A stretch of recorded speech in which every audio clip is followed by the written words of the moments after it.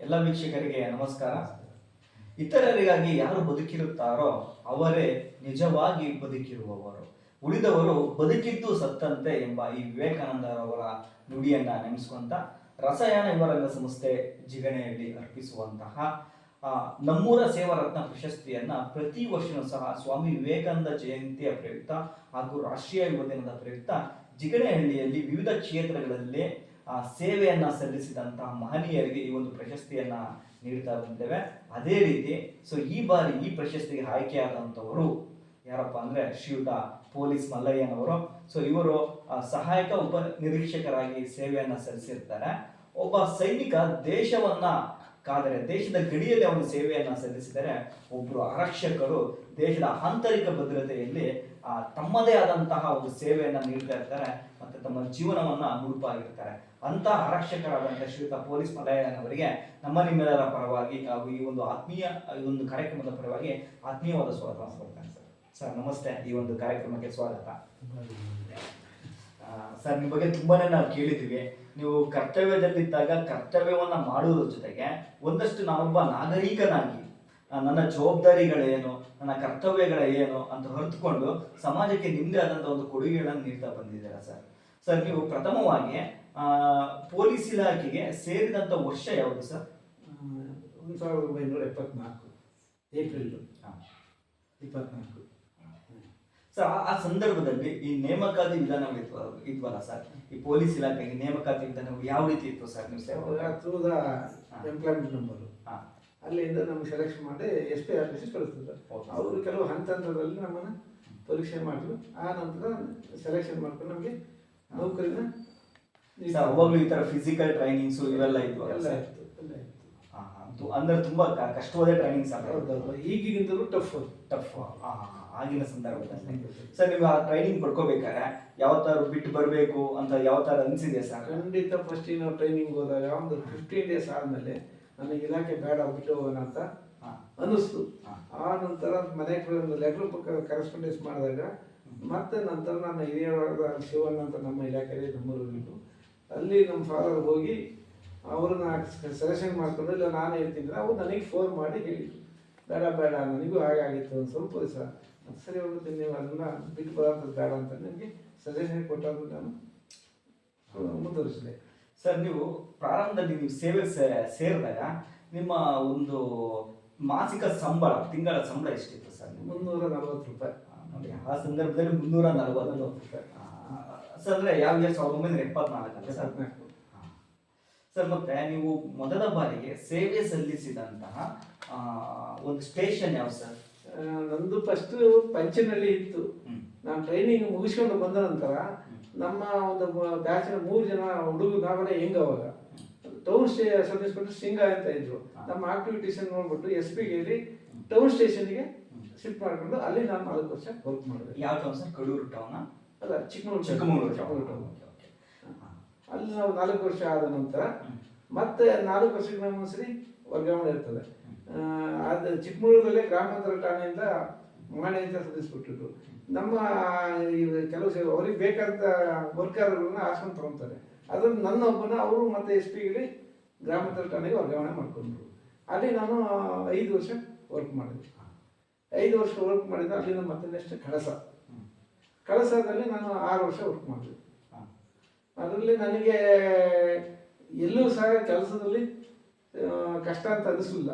ಆ ರೀತಿ superior cooperate ಮಾಡೋರು, ಸಿಬ್ಬಂದಿಯವರು ಕೋಆಪರೇಟ್ ಮಾಡೋರು, ನಾವು ಚೆನ್ನಾಗಿದ್ದು, ಪಬ್ಲಿಕ್ಕು ನಮ್ಮಲ್ಲಿ ಚೆನ್ನಾಗಿದ್ದು.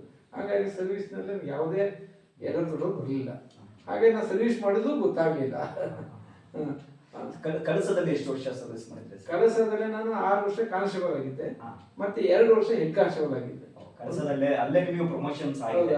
ಕಳಸದಲ್ಲಿ ಕುದುರೆಮುಖದಲ್ಲಿ ಆಗಿತ್ತು. ಕುದುರೆಮುಖದಲ್ಲಿ ಸರ್. ಅಂದ್ರೆ ಆದಷ್ಟು ನೀವು ಚಿಕ್ಕಮಗಳೂರು ಜಿಲ್ಲೆ ಮತ್ತೆ ಮಲೆನಾಡಿನ ಒಂದಷ್ಟು ಪ್ರದೇಶಗಳಲ್ಲಿ ನೀವು ಕೆಲಸವನ್ನ ಕರ್ತವ್ಯ ನಿರ್ವಹಿಸಿದ್ದೀರಾ. ಪೂರ್ತಿ ನನ್ನ ಸರ್ವಿಸ್ ಅಲ್ಲಿ ಅಟ್ಲೀಸ್ಟ್ 35 ವರ್ಷ ಮಲೆನಾಡು, 35 ವರ್ಷ ಮಲೆನಾಡು. ಟೋಟಲ್ ನಿಮ್ಮ ಸರ್ವಿಸ್ ಪೂರ್ತಿ ಆದ್ರೆ ಎಕ್ಸ್ಟ್ರಾಡರಿನ ಮೂರು ವರ್ಷ ಬೀರೂರು, ಮತ್ತೆ ಲಕ್ಕುವಳ್ಳಿ ಒಂದು 3 ವರ್ಷ.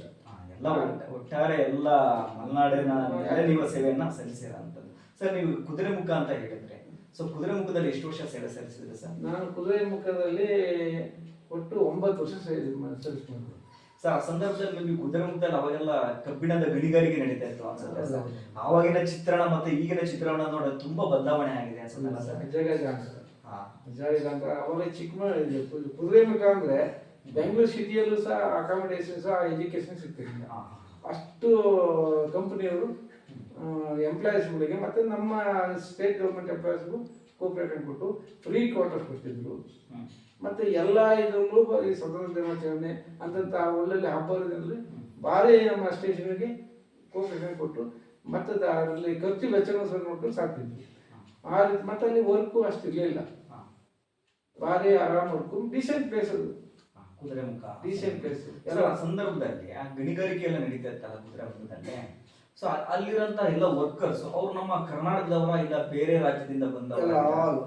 ಎಲ್ಲ ರಾಜ್ಯಗಳಿಂದ ಬಂದಿದ್ರು, ಮಿಕ್ಸ್. ಔಟ್ ಆಫ್ ಕಂಟ್ರಿ ಸಹ ಇಂಜಿನಿಯರ್ಗಳು ಬಂದಿದ್ರು. ಇವಾಗೆಲ್ಲ ಸ್ಟಾಪ್ ಮಾಡಿದಾರಲ್ಲ ಸರ್ ಗಣಿಗಾರಿಕೆ? ಸರ್ ಕಾರಣ ಏನಾದ್ರು ಗೊತ್ತಾ ಸರ್, ಯಾಕೆ ಅದನ್ನ ಸ್ಟಾಪ್ ಮಾಡಿದ್ರು? ಅದು ಓವರ್ಲಾಗಿ ಹೇಳ್ಬೇಕು ಅಂದ್ರೆ ಅಲ್ಲಿ ಮೇನ್ಸ್ ಇದೆಯಲ್ಲ ಓವರ್ ಬೇಕಾದಷ್ಟಿದೆ, ಆದ್ರೆ ಪರ್ಸೆಂಟೇಜ್ ಇರಲಿಲ್ಲ. ಆ ಪರ್ಸೆಂಟೇಜ್ಗೆ ಮತ್ತೆ 60% ಮಾತ್ರ ಇತ್ತು, ಇನ್ನು 40% ಬೇರೆ ಕಡೆಯಿಂದ ಐರನ್ ತಯಾರಿಸಿ ಅದನ್ನು ಮಿಕ್ಸ್ ಮಾಡಿ ಮತ್ತೆ ರಫ್ತು ಮಾಡ್ತಾ ಇದ್ರು. ಅದು ನಡೀತಾ ಇತ್ತು. ಆದ ನಂತರ ಬರ್ತಾ ಬರ್ತಾ ಓರು ಕಡಿಮೆ ಆಯಿತು, ಮತ್ತೆ ನಂತರ ಕಂಪನಿಗೂ ಲಾಸ್ ಆಗ್ತಾ ಬಂತು. ಹಿಂಗೆ ಕೆಲವರು ಪರಿಸರವಾದಿಗಳೆಲ್ಲ ಹೋರಾಟ ಮಾಡಿ ಅದು ಪರಿಸರವಾದ ಆ ಸಂದರ್ಭದಲ್ಲಿ ಸುಪ್ರೀಂ ಕೋರ್ಟ್ ಇಂದ ಆರ್ಡರ್ ತಗೊಂಡು ಅದು ನಿಲ್ಸಿರು ಅಂತ ಹೇಳಿದ್ರು. ಇಲ್ಲ, ಅದು ಮಾತ್ರ ಸುಳ್ಳು. ಅದು ಓರು ಪರ್ಸೆಂಟೇಜ್ ಕಡಿಮೆ ಆಯಿತು, ಓರು ಕಡಿಮೆ ಆಯಿತು. ಆ ಒಂದು ಕಾರಣದ ಕಂಪ್ನಿಗೆ ಲಾಸ್ ಆಗ್ತಾ ಬಂದ್ರೆ ನಮಗೂ 2 ವರ್ಷ ಲಾಸಲ್ಲಿ ನಡೆಸಿದ್ರು. ಆ ನಂತರ ಅದು ಬಂದ ನಂತರ ಎಂಪ್ಲಾಯೀಸ್ಗಳಿಗೆಲ್ಲ ವಾಲಂಟಿಯರ್ ತಗೊಂಡು ಹೋಗಿ ಹಾಗೆ.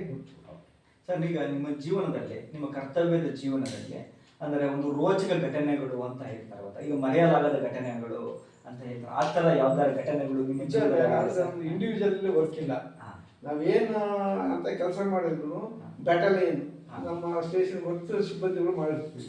ಅವಾಗ ಸಿಬ್ಬಂದಿ ಲೆವೆಲ್ಗೆ ಆದಾಗ ನಂದು ಒಬ್ಬಂದೇ ಆಯ್ತು ಅಂತ ಹೇಳಕ್ ಬರಲ್ಲ, ಇನ್ನೊಬ್ಬರದ್ದು ಅಲ್ಲ, ಒಟ್ಟು ಸ್ಟೇಷನ್ ಮುಗಿಲ್ಲ. ಹೌದು ಸರ್. ಈಗ ಅದೇ ಈಗ ಏನಪ್ಪಾ ಅಂತ ಹೇಳಿದ್ರೆ ನಿಮ್ದೆಲ್ಲ ಟ್ರೂಪ್ ವರ್ಕಿ ಗ್ರೂಪ್ ವರ್ಕಿ ಅಂತಾನೆ ಹೇಳ್ಬಹುದು. ಈಗ ಆಪರೇಷನ್ಸ್ ಎಲ್ಲ ಬರೋದು ಯಾವ್ದೋ ಒಬ್ಬ ವ್ಯಕ್ತಿಗೆ ಹೋಗೋದಲ್ಲ, ಆ ರೀತಿಯಾದಂತ ಒಂದಷ್ಟು ರೋಚಕ ಘಟನೆ ಶೃಂಗೇರಿಯಲ್ಲಿ ಅಲ್ಲಿ ನಕ್ಸಲೈಟ್ಸ್ ಸ್ವಲ್ಪ ಹಾವಳಿ ಜಾಸ್ತಿ ಇತ್ತು. ಅವಾಗ 2-3 ಟೈಮ್ ಅಲ್ಲಿ ನಕ್ಸಲೈಟ್ ನುಗ್ಗಿ ಹೊಡೆದು, ಒಂದ್ಸರಿ ಕಿಗ್ಗ ಅಂತ ಇತ್ತು, ಅಲ್ಲಿ ಕಿಗ್ಗಾದಲ್ಲಿ ಫಾರೆಸ್ಟ್ ಇಲಾಖೆಗೆ ನುಗ್ಗಿ ಹೊಡೆದು ನಾವು ಭಾರಿ ತೊಂದರೆ ಕೊಟ್ಟರು. ಅವಾಗ ನಮ್ಮ ಇಂಡಿವಿಜುವಲ್ ಆಗಿ 4 ಜನ ಬಂದೋಬಸ್ತ್ ಆಗ್ತಿತ್ತು. ಆದ್ರೂ ಆ ಬಂದೋಬಸ್ತಲ್ಲಿ ನಮಗೆ ಸರಿಯಾದ ಅಕಾಮಿಡೇಷನ್ ಇಲ್ಲ, ಯಾವುದೋ ಒಂದು ಸ್ಕೂಲಲ್ಲಿ ಇರ್ತಿದ್ರು, ಮತ್ತೆ ನಮ್ಮಲ್ಲಿ ಸರಿಯಾದ ವೆಪನ್ಸ್ ಇರಲಿಲ್ಲ. ಅವ್ರ ಹತ್ರ ಬೇಕಾದಂಥ ಗನ್ನು ಮತ್ತೆ ವೆಪನ್ಸ್ ಇದೆ, ಅವ್ರ ಹತ್ರ ಕುಸ್ತಿ ಮಾಡೋಂಥ ಶಕ್ತಿ ನಮಗಿರಲ್ಲ. ಆ ಭಯದಲ್ಲಿ ನಾವು ಅಲ್ಲಿ ಡ್ಯೂಟಿ ಮಾಡಿದ್ವಿ. ಸರ್, ಈಗ ಆ ನಕ್ಸಲೈಟ್ಸ್ ಅಂತ ಹೇಳಿದ್ರಲ್ವಾ, ಈಗ ನಿನ್ನೆ ಮೊನ್ನೆ ಎಲ್ಲ ನ್ಯೂಸ್ ಬಂದು ಒಂದಷ್ಟು ನಕ್ಸಲರು ಸರ್ಕಾರಕ್ಕೆ ಶರಣ ಆದರು ಅಂತ. ಸೊ ಈ ತರ ಅನುಭವ ಏನಾರ ಯಾರು ಇದಾರ ಸರ್? ಆ ಒಂದು ಹೌದು, ನನ್ನ ಕೆಲಸದಾಗಿದ್ದಾಗ ವನಜಾಕ್ಷಿ ಇದ್ರಲ್ಲ, ವನಜಾಕ್ಷಿ ನನಗೆ ಆತ್ಮೀಯರು. ಅವಾಗ ಗ್ರಾಮ ಪಂಚಾಯತಿ ಮೆಂಬರ್ ಆಗಿದ್ರು. ಹೌದು, ಪೇಪರ್ ಓದಿದ್ದು 2 ಬಾರಿ ಅವರು ಗ್ರಾಮ ಪಂಚಾಯತಿ ಮೆಂಬರ್ ಆಗಿದ್ರು. ಅವ್ರ ಅಣ್ಣನ ತಮ್ಮ ಒಬ್ಬ ಡಿಗ್ರಿ ಸ್ಟೂಡೆಂಟ್ಸ್ ಗ್ರಾಮ ಪಂಚಾಯತಿ ಬಿಲ್ ಕಲೆಕ್ಟರ್ ಆಗಿ ವರ್ಕ್ ಮಾಡ್ತಿದ್ರು. ಬಟ್ ಈ ವೆರಿ ಆನೆಸ್ಟ್ ವರ್ಕರು ಮತ್ತು ಪೂರ್ ಪೀಪಲ್. ಬಾಳೆಗೊಲೆ ಅಂತ ಕಾಸರಗೋಡು 10 ಕಿಲೋಮೀಟರ್ ಆಗ್ತದೆ, ಅಲ್ಲೇ ಒಂದು ಮನೆ ಭದ್ರಾ ಸೈಡ್. ಅವಾಗ ನನಗೆ ಆಕ್ಚುಲಿ ಆ ವನಜಾಕ್ಷಿನ ಅಮ್ಮ ಪೊಲೀಸಿಗೆ ಭಾರಿ ಫೇವ್ರೇಟ್, ಯಾವ ಕಾರು ಬರೋರು. ಅದರಲ್ಲಿ ನನಗಂತೂ ಅತಿ ಆತ್ಮೀಯರು, ನಮ್ಮ ಮನೆಗೆಲ್ಲ ಬರೋರು, ಹಬ್ಬಕ್ಕೆಲ್ಲ ಕರೆಯೋರು, ಬಡವರು. ಆದರೂ ಅವರು ಸಾರ್ವಜನಿಕವಾಗಿ ಒಳ್ಳೆ ಸೇವೆ ಅಂತ ಲೇಡಿ. ಆದ್ರೆ ನಾವು ಇತ್ತ ಬಂದ ನಂತರ ನಕ್ಸಲೈಟ್ ಸೇರಿದ್ ಗೊತ್ತಾಗಿ ನಮಗೆ ಆಶ್ಚರ್ಯ ಆಗಿದೆ. ಅಂದ್ರೆ ಮೇ ಬಿ ಸರ್ ಏನ್ ಉದ್ದೇಶ ಇರ್ಬೋದು ಸರ್ ಈ ರೀತಿ ಜನಗಳು? ಈಗ ನಿಮಗೆ ಗೊತ್ತಿರಂಗೆ ಒಂದಷ್ಟು ಕ್ರೈಮ್ಗಳನ್ನ ಮಾಡ್ತಾ ಇರ್ತಾರೆ, ತುಂಬಾ ಈಗ ಹೇಳಿದ್ರು ಒಳ್ಳೆಯರಾಗಿದ್ರು, ನಂತರ ಏನಾದ್ರು ಈ ರೀತಿ ಕ್ರೈಮ್ಗಳನ್ನ ಮಾಡಕ್ ಸ್ಟಾರ್ಟ್ ಮಾಡ್ತಾರೆ. ಅದಕ್ಕೆ ಏನ್ ಕಾರಣ ಇರ್ಬೋದು ಸರ್? ಅವ್ರು ಮಾಡ್ತಾ ಇರೋದು ಕ್ರೈಮ್ ಅಲ್ಲ, ಅವರಿಗೆ ಅವರ ಗಿರಿಜನ ಸಂಬಂಧಪಟ್ಟವರು ಹಿಂದುಳಿದವರು.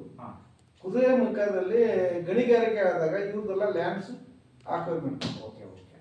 ಅವಾಗ ಅವರ ಜೀವನದ ಸ್ಥಿತಿ ಕಷ್ಟ ಆಯ್ತು. ಆವಾಗ ಈ ಒಂದು ಸಂಘಟನೆ ಮಾಡಿಕೊಂಡು ಸರ್ಕಾರದ ವಿರುದ್ಧ ಹೋರಾಟ ಮಾಡೋಕ್ಕೆ ಶುರು ಮಾಡಿದ್ರು. ಆ ಹೋರಾಟ ಮಾಡಿ ನಂತರ ಅದು ಸಕ್ಸಸ್ ಆಗೇ ಇದ್ದಾಗ ಕೆಲವು ಕಿಗ್ಗ, ಶೃಂಗೇರಿ, ಕೊಪ್ಪ, ಕಳಸ ಈಗ ಈ ಕಡೆ ಕೆಲವೇ ಬೆರಳಿರುವಂಥ ಯುವಕರು ನಕ್ಸಲೈಟ್ ಗ್ರೂಪಿಗೆ ಸೇರ್ಕೊಳ್ಳೋ ಉದ್ದೇಶ ಏನು?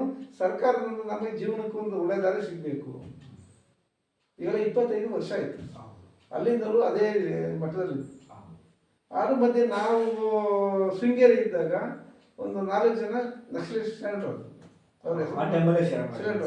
ಆ ಸಂದರ್ಭದಲ್ಲಿ ಶರಣರಾದಾಗ ಅವ್ರಿಗೆ ಪರಿಹಾರ ಏನಾದ್ರು ಸಿಗ್ತದೆ? ಅವ್ರಿಗೆ ಸರ್ಕಾರ ಘೋಷಣೆ ಮಾಡ್ತು. ಅವ್ರು ಕೇಳಿದ ಕಡೆ ಒಂದು ದಮ್ಮಾರ್ ಅಂತ ಇದೆ, ಅಲ್ಲಿ ಡ್ಯಾನ್ಸ್ ಕೊಡೋಕ್ಕೆ ಯೋಜನೆ ಮಾಡ್ತು. ಮತ್ತೆ ಹಣದ ಸ್ವರೂಪದಲ್ಲಿ ಅವರಿಗೆ ಸಹಾಯ ಮಾಡೋಕ್ಕೆ ತೀರ್ಮಾನ ತಗೊಂತು. ಮತ್ತೆ ಮನೆ ಕಟ್ಸ್ಕೊಳಕ್ಕೂ ತೀರ್ಮಾನ ಮಾಡ್ತಾ ಉಂಟು. ಸರ್, ಇನ್ನು ತೀರ್ಮಾನ ಎಲ್ಲ ತಗೊಂಡ್ರಿ ಅಂತ ಹೇಳಿದ್ರೆ ಅದು ಜಾರಿ ಆಯ್ತಾ ಸರ್? ಜಾರಿ ಆಯ್ತು. ಅವರು ಆಕ್ಚುಲಿ ಈಗ ನಕ್ಸಲೈಟ್ ಇದ್ದರು, ಈಗ ಅವರಲ್ಲಿ ನೆಮ್ಮದಿಯ ಜೀವನ ಮಾಡ್ತಾರೆ. ಹಾಗಾದ್ರೆ ಸರ್ಕಾರನ ನಂಬೋದು ಅಂತ ಹೇಳ್ತಾ ಇದ್ದೀರಾ? ಖಂಡಿತ ಖಂಡಿತ. ಯಾಕೆ ಅಂತ ಹೇಳಿದ್ರೆ ಕೆಲವು ನಾವು ನ್ಯೂಸ್ ಅನ್ನ ನೋಡಿರೋ ಪ್ರಕಾರ ಕೆಲವು ನಕ್ಸಲೈಟ್ಸ್ ಏನಾಗಿದೆ, ಇನ್ನೂ ಸಹ ಸ್ಟೇಷನ್ಸ್ ಹೋಗ್ತಾ ಇದಾರೆ, ಬರ್ತಾ ಇದಾರೆ, ಅವ್ರಿಗೆ ಸಿಗ್ಬೇಕಾದಂತ ಪರಿಹಾರಗಳು ಸಿಕ್ಕಿಲ್ಲ ಅಂತ ಹೇಳ್ತಾ ಇದ್ರು. ಇಲ್ಲ, ಆ ಟೈಮ್ ಇದ್ದಾಗ ಸಿಕ್ಕಿದೆ. ಮತ್ತೆ ಇತ್ತೀಚೆಗೆ ನಕ್ಸಲೈಟ್ ಗ್ರೂಪ್ ಜಾಸ್ತಿ ಆಯ್ತು. ಕಾರ್ಕಳ, ಕೇರಳ, ಈ ಮಲ್ನಾಡು ಏರಿಯಾದಲ್ಲಿ ಜಾಸ್ತಿ ಆಯ್ತು. ಆವಾಗ ಅವರು ಪೊಲೀಸರ ಕೈ ಸಿಕ್ಕಿಲ್ಲ. ಸರ್, ಕಾರಣ ಇದೆ ಅಲ್ವಾ ಸರ್? ಸಾಮಾಜಿಕವಾಗಿ ಅವರು ಶೋಷಣೆ ಒಳಗಾದಾಗ ಆ ಒಂದು ಕಾರಣದಿಂದ ಅವರು ಬಿಟ್ಟರೆ ಬೇರೆ ಏನು ಅವರ ವೈಯಕ್ತಿಕ ಏನಿಲ್ಲ. ವೈಯಕ್ತಿಕ ಅಂದ್ರೆ ಈ ತರ ಇದೆ, ಬಡವರಿಗೆ ಸರ್ಕಾರ ಮಾಡ್ತಾ ಇರೋಂಥ ಧೋರಣೆ, ಅದ್ರ ಬಗ್ಗೆ ಕೇಳಿದ್ರೆ ಸರ್ಕಾರದ ಪರಿಹಾರ ಸಿಗಲ್ಲ, ಅವರದಾದ ಗುಂಪು ದರ್ಶನೆ. ಹಾಗಾಗಿ ಇವ್ರು ಏನ್ ಮಾಡಿದ್ರು, ಇದ್ರ ವಿರುದ್ಧವಾಗಿ ನಕ್ಸಲೈಟ್ ಗ್ರೂಪ್ ಕಟ್ಕೊಂಡು ಸರ್ಕಾರದ ವಿರುದ್ಧ ಇದು ಸರ್ಕಾರ ಡೈರೆಕ್ಟ್ ಮಾಡ್ಲಿಕ್ಕೆ ಆಗಲ್ಲ ಅಂತ ಹೇಳ್ಬಿಟ್ಟು ಈ ಅಫಿಷಿಯಲ್ ಮೇಲೆ ಬಿಡೋದು, ಫಾರೆಸ್ಟ್ನರ್ ಮೇಲೆ ಬಿಡೋದು, ಮತ್ತೆ ಕಾಡಲ್ಲಿ ಇಂಡಿವಿಜುವಲ್ ಮನೆ ಇರ್ತಾವಲ್ಲ ಅವ್ರ ಮನೆಗೆ ಹೋಗಿ ಊಟಕ್ಕೆ ಕಷ್ಟವಲ್ಲ, ಅವ್ರ ಮನೆಗೆ ಹೋಗಿ ಅವ್ರನ್ನ ಎದುರಿಸಿ ಇಷ್ಟು ಜನ ಮಂದಿ ಊಟ ಮಾಡಿ ಅಡುಗೆ ಮಾಡಿ ಊಟ ಮಾಡಿ ಹಾಲು ತಗೊಂಡು ಹೋಗ್ಬೋದು. ಮತ್ತು ಅವ್ರಿಗೆ ಹೇಳೋದು, ನೀವು ಏನಾದರೂ ಪೊಲೀಸರಿಗೆ ಇನ್ಫಾರ್ಮೇಶನ್ ಕೊಟ್ಟು ನಿಮಗೆ ಬಿಡೋದಿಲ್ಲ ಅಂತ ಹೇಳಿಸ್ತಿದ್ರು. ಪಾಪ ಯಾರು ಕೊಡ್ತಿರ್ಲಿಲ್ಲ. ಹಾಗಾಗಿ ಶೃಂಗೇರಿ ಅಂತ ಕಿಗ್ಗ ಅಂತ ಇದೆ, ಅವ್ರ ಹೆಸರು ನಾನು ಮಾಡ್ತಿದ್ದೀನಿ. ಅವ್ರ ಮನೇಲಿ ನುಗ್ಗಿದ್ವಿ, ಅವ್ರು ಜೇನ್ಸ್ ನುಗ್ಗಿ ಅವರೆಲ್ಲ ಊಟ ಗೀಟ ಎಲ್ಲ ಮಾಡಿ ಎಲ್ಲ ಆದಮೇಲೆ ಅವ್ರ ಬಗ್ಗೆ ಮಾಹಿತಿ ಕೊಟ್ಟರು. ಪೊಲೀಸ್ ಸ್ಟೇಷನ್ ಆತ ಮಾಹಿತಿ ಕೊಟ್ಟ 3 months ಒಳಗೆ ಅವನಿಗೆ ಸಿಗಲಿಲ್ಲ. ಏನಾದಂತ ಗೊತ್ತಿಲ್ಲ. ಹಾಗೆ ಅಂದ್ರೆ ಒಂದಷ್ಟು ನಕ್ಸಲರ ಜೊತೆಗೆ ನಿಮ್ಮ ಒಂದು ಹೋರಾಟ ಅನ್ನೋದು ನಿರಂತರವಾಗಿ ಇದೆ. ಮಲೆನಾಡಲ್ಲಿ ಅತಿ ಹೆಚ್ಚು ನಕ್ಸಲೈಟ್ ಪೊಲೀಸ್ನವ್ರಿಗೆ ಏನಂತ ಯಾವುದೇ ಕಿರುಕುಳ ಕೊಡ್ತಿರ್ಲಿಲ್ಲ. ಅವ್ರು ಕೊಡ್ತಾ ಇರೋದು ಸರ್ಕಾರ ಗಮನಕ್ಕೆ ಬರೋಕ್ಕೋಸ್ಕರ ಪೊಲೀಸರನ್ನ ಒಂದು ಹಿಂಸಾತ್ಮಕ ಕೃತ್ಯ ಮಾಡೋದು. ಪೊಲೀಸರಿಗೆ ತೊಂದರೆ ಕೊಡಬೇಕು ಅನ್ನೋ ಉದ್ದೇಶ ಅವ್ರಿಗೆ ಇಲ್ಲ. ಇನ್ನು ಬೇರೆ ಯಾರಿಗೆ ಕೊಟ್ಟರು ಸರ್ಕಾರ ಗಣನೆ ತಗೊಳ್ಳೋದಿಲ್ಲ. ಹಂಗಾಗಿ ಪೊಲೀಸ್ ಸ್ಟೇಷನ್ ಹೋಗೋದು, ಪೊಲೀಸರು ಹೊಡೆಯೋದು, ಪೊಲೀಸರು ಎಸ್ಕೇಪ್ ಕಿಡ್ನಾಪ್ ಮಾಡೋದು ಮಾಡ್ತಾ ಇದ್ರು. ಸರ್, ಈಗ ಮಲೆನಾಡು ಅಂತ ಹೇಳಿದ್ರೆ ಮುಖ್ಯವಾಗಿ ಚಿಕ್ಕಮಂಗ್ಳೂರು ಅಂತ ನಮಗೆ ಬರ ಅಂತದ್ದು. ಈ ಚಿಕ್ಕಮಂಗ್ಳೂರಲ್ಲಿ ನಮ್ಗೆ ಯಾವಾಗ್ಲೂ ಏನಪ್ಪಾ ಅಂತ ಹೇಳಿದ್ರೆ ಒಂದಷ್ಟು ಕೋಮು ಗಲಭೆಗಳು ಯಾವಾಗಲೂ ಸಹ ನಡೀತಾ ಇರ್ತಾರೆ ಅಲ್ವಾ ಸರ್? ಹಿಂದೂ ಮುಸ್ಲಿಂ ಗಲಾಟೆಗಳು ಆಗಿರ್ಬೋದು, ಆ ರೀತಿಯಾದಂತ ಒಂದು ಗಲಾಟೆಗಳು, ಅದನ್ನ ನೀವ್ಯಾರು ಹತ್ತಿಕ್ಕಿದ್ದು ಖಂಡಿತ ಯಾವ್ದಾರ ಇದೆಯಾ ಸರ್? ಇದೆ. ನಾನು ಚಿಕ್ಕಮಂಗ್ಳೂರಲ್ಲಿ ಇದ್ದಾಗ ಅಷ್ಟು ಈ ಮಧ್ಯ ಗಲಭೆ ಇರಲಿಲ್ಲ. ಆ ನಂತರ ಸ್ಟಾರ್ಟ್ ಆದ್ರೆ ಅವಾಗ ಆದೂರಲ್ಲಿದ್ದೆ. ಆದೂರಲ್ಲಿ ಮುಸ್ಲಿಮ್ಸ್ ಸ್ವಲ್ಪ ಡಾಮಿನೇಷನ್ ಇದೆ. ಹಾಗೇನೆ RS ಡಾಮಿನೇಷನ್ ಇದೆ. ಅವ್ರಿಗೂ ಫೈಟ್. ಆ ನಂತರ ನಮ್ಮಲ್ಲಿ ಆ ಟೈಮಲ್ಲಿ ರವಿ ಕುಮಾರ್ ಅಂತ ಸಬ್ ಇನ್ಸ್ಪೆಕ್ಟರ್ ಇದ್ರು. Is eminent candidate. ಅವರು ಮುಸ್ಲಿಮ್ಸ್ ಅಂತ ಬೇರೆ ಮಾಡ್ತಲ್ಲ, ಹಿಂದೂಗಳು ಅಂತ ಬೇರೆ ಮಾಡ್ತಲ್ಲ. ಆ ಥರ ಶಿಸ್ತಿನಲ್ಲಿ ಕ್ರಮ ಜರುಗಿಸಿ ಕೇಸ್ ಹಾಕೋದು, ಅರೆಸ್ಟ್ ಮಾಡಿ ಕಳಿಸೋದು. ಅವರು 3 ವರ್ಷ ಇದ್ರು. ಆವಾಗ ಈ ಹಿಂದೂ ಮುಸ್ಲಿಮ್ಸು ಗಲಾಟೆನೇ ಇಲ್ಲ, ಅದು ಇಲ್ಲ. ಅದ್ರ ಮಧ್ಯೆ ಹರಿಜನ್ಸ್ದು ಅದು ಇಲ್ಲ. ಭಾರಿ ವರ್ಕ್ ಮಾಡೋದು. ಆ ಟೈಮಿಂದ ಆದರೂ ತಣ್ಣಗಾಯ್ತು. ನಾನು 6 ವರ್ಷ ಇದ್ದೆ. ಯಾವ ವರ್ಷದಲ್ಲಿ ಸರ್? ನನಗೆ 2002ರಿಂದ ನಾನು 2003 2003ರಿಂದ ನಾನು 2010ರವರೆಗೆ ಇದ್ದೆ. 2010ರವರೆಗೆ ಇದ್ದೆ. ಆ ನಂತರ ನನಗೆ ಲಕ್ಕೋಲಿ ಟ್ರಾನ್ಸ್ಫರ್ ಆಯಿತು. ಅಲ್ಲಿ ನಾನು 3 ವರ್ಷ ಇದ್ದೆ, ರಿಟೈರ್ಡ್ ಆಯಿತು. ಅಂತಿಮ ಸೇವೆ ಅಂದ್ರೆ ಲಕ್ಕೋಲಿ ಸೇವೆನ ಸಲ್ಲಿಸಿದ್ದೀರಾ? ಸರ್ ಮತ್ತೆ ನಿಮಗೆಲ್ಲ ಗೊತ್ತಿರಂಗೆ ಒಂದಷ್ಟು ಕಳ್ಳತನ ಆಗಿರ್ಬೋದು, ಆಮೇಲೆ ಮತ್ತೆ ಈ ಕಳ್ಳ ಬಡ್ಡಿಯನ್ನ ಕಾಯಿಸುವಂತ ಘಟನೆಗಳಾಗಿರ್ಬೋದು, ಆ ರೀತಿ ರೈಡಿಂಗ್ ಏನಾರ ಇದೆಯಾ ಸರ್? ಖಂಡಿತ ಅದು ಆಲೂರು ಏರಿಯಾದಲ್ಲಿ ಹಾ. ಕಳ್ಳಬಟ್ಟಿ, ಹಾ. ಈ ಸ್ಯಾಂಡಲ್ ಸ್ಮಗ್ಲಿಂಗು ಹಾ. ಸಿಕ್ಕಾಪಟ್ಟೆ ಜಾಸ್ತಿ. ಹೌದು. ಹಾ. ಆವಾಗ ನಾವು ಪೊಲೀಸ್ನವರೆಲ್ಲ 4 ಜನ ಮತ್ತು ಆಫೀಸರ್ ಜೊತೆಯಲ್ಲಿ ಹೋಗಿ ವೀಕ್ಲಿ 1 ಆರ್ 2 ಟೈಮ್ಸು ಹಳ್ಳಿಗಳಲ್ಲಿ ಮಾಹಿತಿ ಸಂಘಟನೆ ಮನೆ ನುಗ್ಗಿ ಕಳ್ಳಬಟ್ಟಿ ರೇಡ್ ಮಾಡಿ ಕೇಸ್ ಹಾಕಿದ್ವಿ. ಸರ್, ಮತ್ತೆ ಈಗ ಸ್ಮಗ್ಲಿಂಗ್ ಅಂತ ಹೇಳಿದ್ರೆ, ಹ್ಮ್. ಸೊ ಆ ಟೈಮ್ ಅಲ್ಲಿ ಯಾವ ರೀತಿಯಾದ ಸ್ಮಗ್ಲಿಂಗ್ ಮಾಡ್ತಾರೆ? ಈ ಕಳ್ಳ ಸರ್, ಸಾಗಾಣಿಕೆ ಎಲ್ಲ ಇದೆಯಲ್ಲ ಸರ್? ಅದು ಸ್ಮಗ್ಲಿಂಗ್ ಇದೆ, ಲೋಕಲ್ ಪೀಪಲ್ ಇದ್ರು ಸ್ಮಗ್ಲಿಂಗ್ ಮಾಡೋಕ್ಕಾಗಲ್ಲ. ಹಾ. ಅವಾಗ ಗಂಧ ಅಲ್ಲಿ ಆಲೂರು ಇದ್ರೆ ಹಾ. ಸ್ವಲ್ಪ ಜಾಸ್ತಿ. ಹಾ.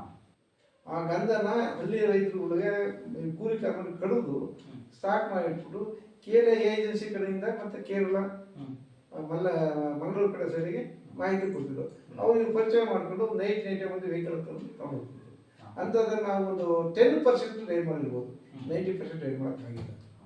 10% ರೈಡ್ ಮಾಡಿದ್ವಿ, ವೆಹಿಕಲ್ ಸೀಸ್ ಮಾಡಿದ್ವಿ, ಅರೆಸ್ಟ್ ಮಾಡಿ ಕೇಸ್ ಹಾಕಿದ್ವಿ.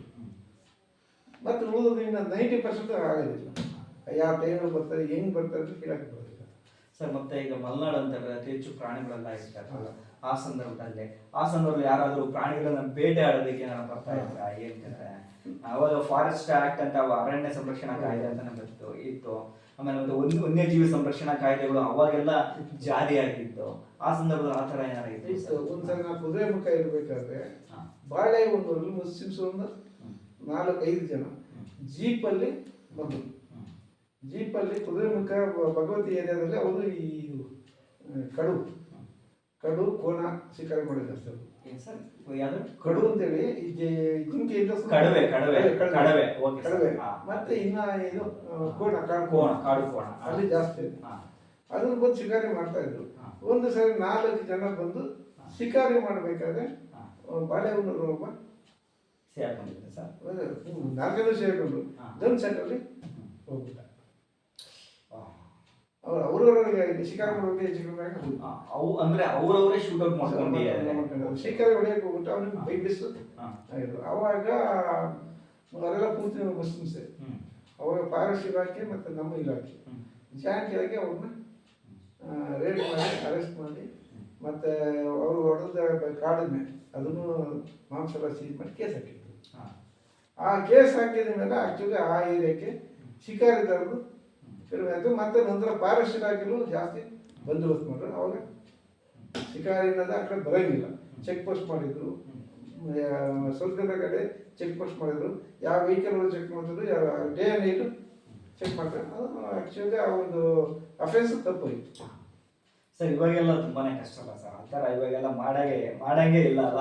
ಆ ಥರ ಮಾಡಿಬಿಟ್ರೆ ಇನ್ನೇನು ಅವಾಗ ನಮಗೆ ಕಷ್ಟ ಇತ್ತು. ಈಗ ಫಾರೆಸ್ಟ್ ಇಲಾಖೆಗೂ ರೆಫರೆನ್ಸ್ ಕೊಟ್ಟಿದ್ದಾರೆ, ಸಿಬ್ಬಂದಿ ಕೊಟ್ಟಿದ್ದಾರೆ, ಮತ್ತೆ ಬಾರ್ಡರ್ ಚೆಕ್ ಪೋಸ್ಟ್ ಮಾಡಿದ್ದಾರೆ, ವೈರ್ಲೆಸ್ ಆಪರೇಷನ್ ಪ್ರತಿಯೊಬ್ಬರಿಗೂ ಆ ಕಡೆ ಇವಾಗೆಲ್ಲ ಎಲ್ಲ ಕಡೆ ಇವಾಗ ಪ್ರಾಣಿಗಳ ಸಂಖ್ಯೆನೇ ಕೌಂಟ್ ಮಾಡ್ತಾರೆ ಸರ್ ಕ್ಯಾಮ್ರಾಗಳನ್ನ. ಹಾಗಾಗಿ ಈಗ ಇಲಾಖೆಗೆ ಅಷ್ಟು ಕಷ್ಟ ಇಲ್ಲ ಅನಿಸ್ತದೆ. ಅಂದ್ರೂ ಅವ್ರ ಕಷ್ಟ ಅಂದ್ರೆ ಮಲೆನಾಡಲ್ಲಿ 24 ಗಂಟೆ ಮಳೆ, ಅಲ್ಲಿಗೆ ಚೆಕ್ ಪೋಸ್ಟ್ ಅಲ್ಲಿ ಊಟದ ವ್ಯವಸ್ಥೆ ಇರಲ್ಲ, ಇರೋ ಭಯಂಕರ ಚಳಿ, ಮಿಸ್ಟ್, ಮತ್ತೆ ಅವ್ರಿಗೆ ಓಡಾಡೋದಕ್ಕೆ ವೆಹಿಕಲ್ಗಳ ಅನುಕೂಲ ಇರಲ್ಲ. ಆ ಒಂದು ಪ್ರಾಬ್ಲಮ್ ಬಿಟ್ಟರೆ ಮತ್ತು ಸೆಕ್ಯೂರಿಟಿಯಲ್ಲಿ ಅವರಿಗೆ ರಕ್ಷಣೆಯಲ್ಲಿ ಪ್ರಾಬ್ಲಮ್ ಇಲ್ಲ. ವೈರ್ಲೆಸ್ ಇರ್ತಿದೆ, 24 ಗಂಟೆ ವೈರ್ಲೆಸ್ ಇರ್ತದೆ.